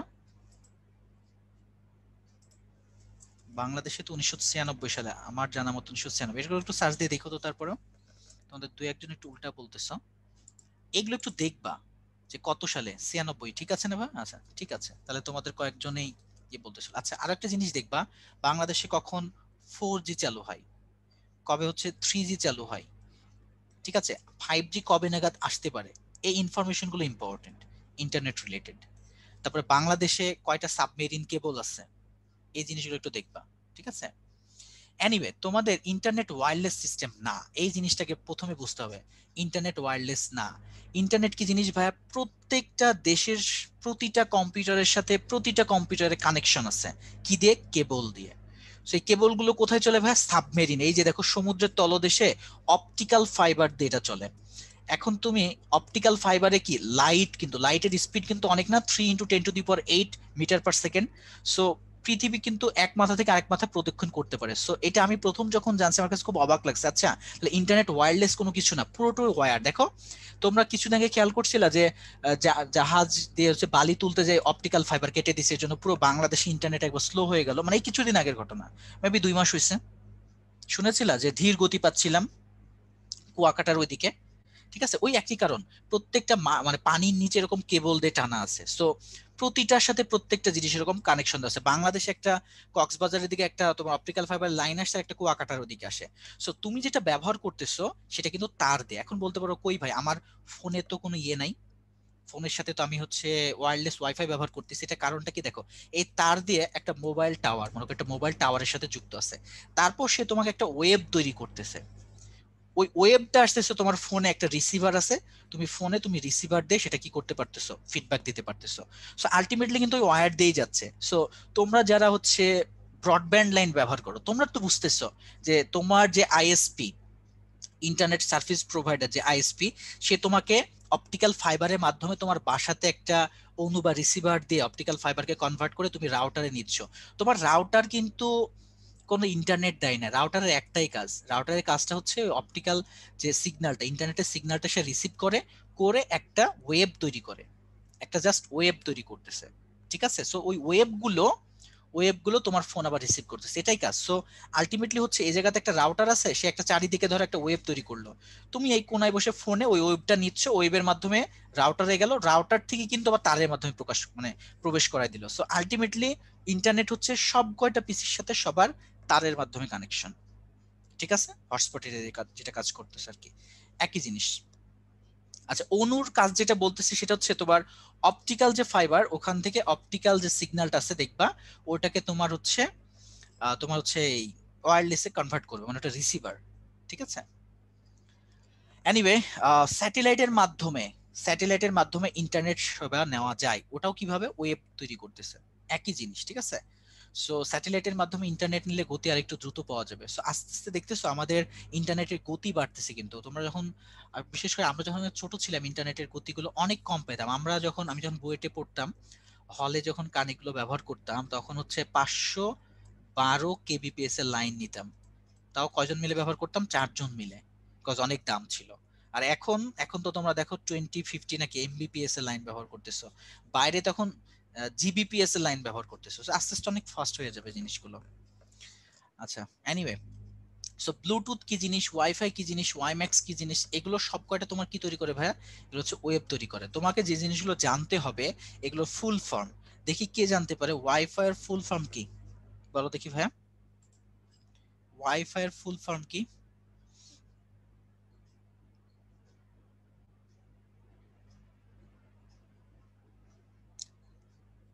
গুড। এই যে ফুল ফর্মের নাম একটা লিস্ট দিব তোমাদেরকে, হ্যাঁ, ওয়্যারলেস ফিডেলিটি, খুব কাজে দিবে। শোনো, এই যে ফুল ফর্ম গুলো আমি পরে বলতেছি। আর একটা কথা হচ্ছে সামাজিক যোগাযোগ মাধ্যম। আমার মনে হয় না এই সোশ্যাল নেটওয়ার্ক নিয়ে তোমাদেরকে কিছু বলার আছে, তোমরা সবাই বস, তোমরা সবাই সবকিছু জানো। সো সারাদিন তো এটাতেই পড়ে থাকো। তো পড়ে থাকো ভালো কথা, যেহেতু আইসিটি পড়তেছো এগুলোর আগামাথা গোড়া তোমাকে জানতে হবে। ফেসবুক কত সালে আবিষ্কৃত, আবিষ্কৃত বলতে প্রতিষ্ঠিত হয় সেটা বলো। এবং ফেসবুকের জনক যে মার্ক জুকারবার্গ, এটা বলা লাগবে না, তোমরা সবাই জানো। বাট সালটা বলো। 2004 সালে। গুড। ঠিক আছে, তার মানে ফেসবুক অনেকদিন হয়ে গেল, তাই না? সো তোমরা কে কবে থেকে ফেসবুক ব্যবহার করো সেই প্রশ্ন করতেছি না, তোমরা একটু বোঝা শুনলে এখন অনেক আগে থেকেই আছো, তাই না? বাট আমি ফার্স্ট ব্যবহার করছিলাম কবে জানো? কলেজে উঠে। কলেজে উঠে ফার্স্ট ফার্স্ট ইয়ারেও না, লাস্টের সেকেন্ড ইয়ারে মনে হয়, সেকেন্ড ইয়ারের দিকে, তার মানে অনেক পরে, মানে 2011 সালের দিকে। সো তখন অত বেশি পপুলারিটি পাই নাই। সো ফেসবুক বাংলাদেশে মানে খুব বেশি পপুলার হয়ে গেছে পরের দিকে, 14, 15, 16 এই সালগুলো থেকে। এখন তো একদম চরম পর্যায়ে আছে না? আচ্ছা, সো টুইটার, টুইটার সম্পর্কে জানো তো? টুইটার এগুলো কি কি জানবা? কত সালে আবিষ্কৃত হয়েছে, এর সদর দপ্তর কোথায়? ঠিক আছে, যেমন ইউটিউবের সদর দপ্তর কোথায়? ইউএসএ তে মনে হয় মেলন পার্ক না কোন জায়গায়, এটা একটু দেখবা। আর ফেসবুক তৈরি করতে কি কি প্রোগ্রামিং ল্যাঙ্গুয়েজ ব্যবহার করা হয়, সি প্লাস প্লাস, পিএইচপি, কি কি ল্যাঙ্গুয়েজ ব্যবহার করতেছে, এই জিনিসগুলো জানবা তোমরা। ঠিক আছে। আচ্ছা, সো ফেসবুক, যেটা ফেসবুক সম্পর্কে জানলা, টুইটারে টুইট করে, তাই না? টুইটারের আবিষ্কারক কি, কয়জন জানো দেখি? মার্ক জুকারবার্গকে তো চিনো, কিন্তু টুইটারের আবিষ্কারক কে, প্রতিষ্ঠাতা কি আসলে?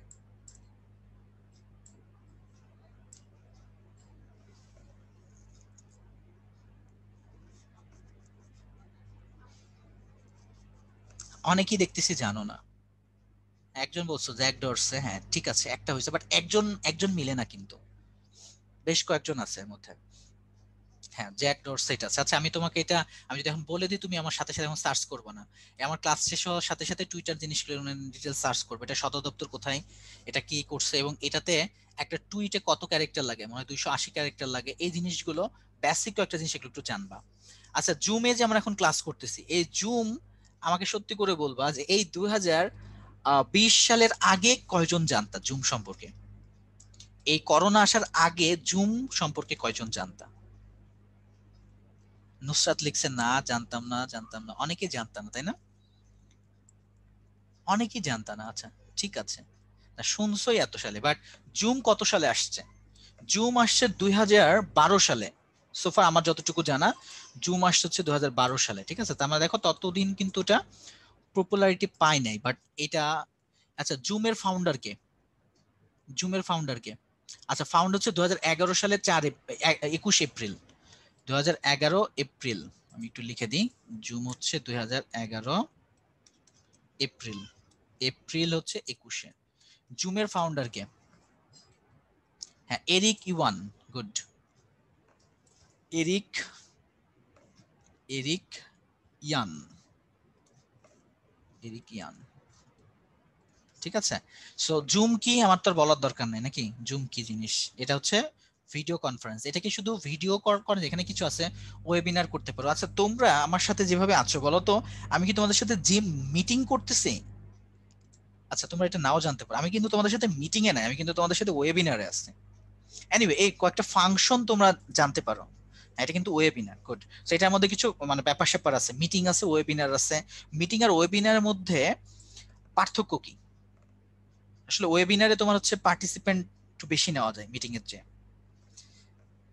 আচ্ছা, সো তোমাদের জুম বললাম। আচ্ছা, জুমের অল্টারনেটিভ দু একটা নাম বলতে পারবা কেউ? জুমের অল্টারনেটিভ দু একটা নাম বলতে পারবা? আচ্ছা, এই আমি একটা নতুন একটা স্লাইড নিয়ে দেখি। জুমের alternative: Google Meet, Skype. Good. আর কি আছে? ক্রোম না ভাইয়া। আচ্ছা, আচ্ছা, গুগল মিট আছে। গুগল মিট হচ্ছে ফ্রি, জুম তো ফ্রি না, জুম তো পেইড জিনিস। সো গুগল মিট আছে। এমএস টিমস আছে, এমএস টিম, মাইক্রোসফটের টিম।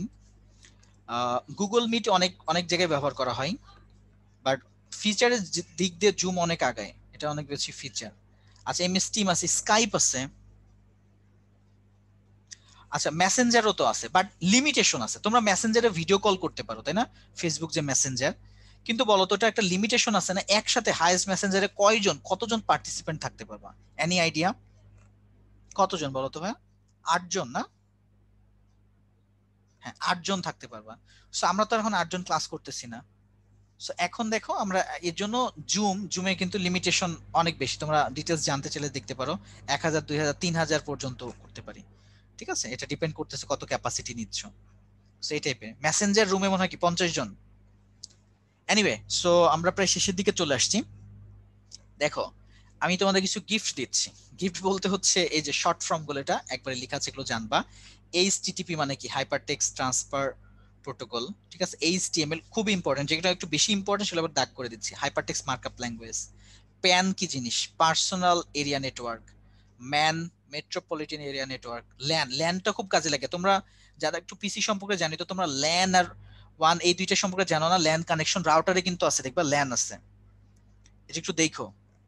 সো ল্যান মানে হচ্ছে লোকাল এরিয়া নেটওয়ার্ক, আর ওয়ান মানে হচ্ছে wide area network. Bias, bias থাকে তোমার হচ্ছে ল্যাপটপ গুলোতে বায়োস সেটআপ দেওয়া লাগে। বায়োস হচ্ছে input output system, basic input output system, এগুলো দেখো। আচ্ছা, IP address, internet protocol. IP address তো তোমরা জানো যে প্রত্যেকটারই একটা কি ইন্টারনেট প্রোটোকল অ্যাড্রেস আছে, ওইটার মাধ্যমে তোমাকে কি ট্র্যাক করা যেতে পারে, তোমার খোঁজ নেওয়া যেতে পারে, এই জিনিসগুলো। আইএসপি হচ্ছে ইন্টারনেট সার্ভিস প্রোভাইডার, তুমি যাদের থেকে ইন্টারনেট নিচ্ছ, যেমন ডট ইন্টারনেট, ট্রায়াঙ্গেল, বা হচ্ছে ঢাকাতে কি মাজেদা আছে, ট্রায়াঙ্গেল, কত কিছু আছে তাই না, ব্যাস নেটওয়ার্ক, অনেক কিছু আছে।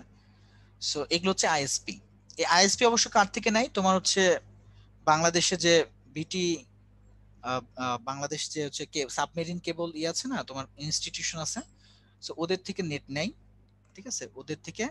আর এটা রেগুলেটর করে তোমার হচ্ছে বিটিআরসি, রেগুলেটর করে বিটিআরসি, সো বিটিআরসি থেকে নেটগুলো নেই। ঠিক আছে, সো তোমাদের কাজটা হচ্ছে এই যে নেট গুলো, ইন্টারনেট যেটা, এগুলো কিন্তু এটা মানে কন্ট্রোল করতে পারে। আচ্ছা, তোমাদের ভিপিএন সম্পর্কে আইডিয়া ডেফিনেটলি আছে, ভার্চুয়াল পোর্টেবল নেটওয়ার্ক, তাই না? ভিপিএন এর কাজ কি আমাকে বলো। ভিপিএন এর কাজটা হচ্ছে তুমি যদি কোনো একটা জায়গা থেকে ইন্টারনেট ব্রাউজ করো, সে তুমি তোমার বাসায় আছো, বাসা থেকে যদি ব্রাউজ করো, তো ওয়েবসাইটে কিন্তু ডেফিনেটলি তোমাকে দেখতে পাই যে তুমি কোন জায়গা থেকে কোন তোমার লোকেশন পর্যন্ত ট্র্যাক করতে পারে। ইভেন তোমার আইএসপির নাম কি সেটাও তুমি দেখতে পারবে ওয়েবসাইটে, কিছু কুকিজ কালেক্ট করে। সো ভিপিএন ইলিগাল না, ভিপিএন লিগাল থিং। ঠিক আছে, পেইড ভার্সনগুলো ইউজ করতে পারবা। সো তুমি যদি মানে তোমার জিও লোকেশন যেটা, সেটাকে ওভারকাম করতে চাও, so তুমি ভিপিএন তখন ইউজ করা যায়। ঠিক আছে, তুমি তোমার আইপি গুলো মানে হাইড করতে পারো। সো ভিপিএন একটা জিনিস আছে। তোমরা কেউ কি টর ব্রাউজার সম্পর্কে জানো? টর, টর, হ্যাঁ, টর হচ্ছে একটা ওপেন সোর্স একটা ব্রাউজার। এই টর খুব জোস একটা জিনিস, তুমি যদি নিজের সিকিউরিটিজ হাইড করে রাখতে চাও, টর ব্রাউজার ব্যবহার করতে পারো।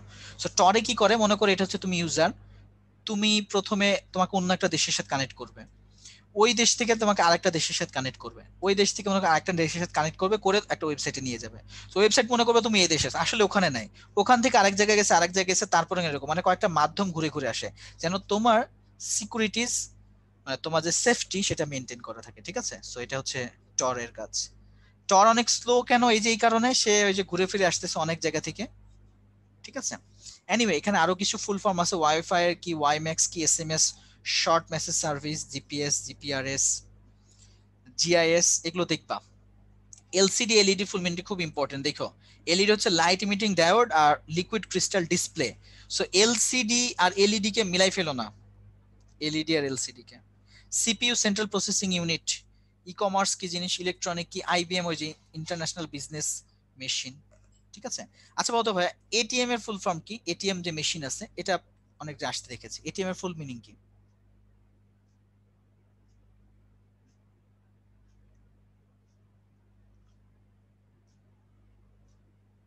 Automated teller machine, good.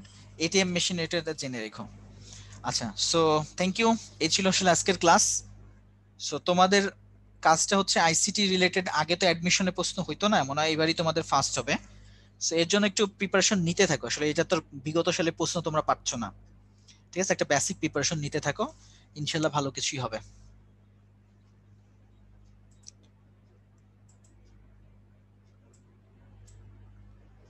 Sufian ভাই, ধন্যবাদ ভাইয়া। আচ্ছা ঠিক আছে, ভাইয়া পিডিএফটা একটু আপলোড করে দিন ভাইয়া। ঠিক আছে, আমি আপলোড করে দিচ্ছি। দাওয়াত ভাই কিছু বলবেন? না ভাইয়া, ঠিক আছে, ওরা সবাই যদি বুঝতে পেরে থাকে, সবাইকে অসংখ্য ধন্যবাদ। সবাই ভালো থাকো, সুস্থ থাকো, বাবা মার প্রতি একটু খেয়াল রেখো। আল্লাহ হাফেজ সবাইকে।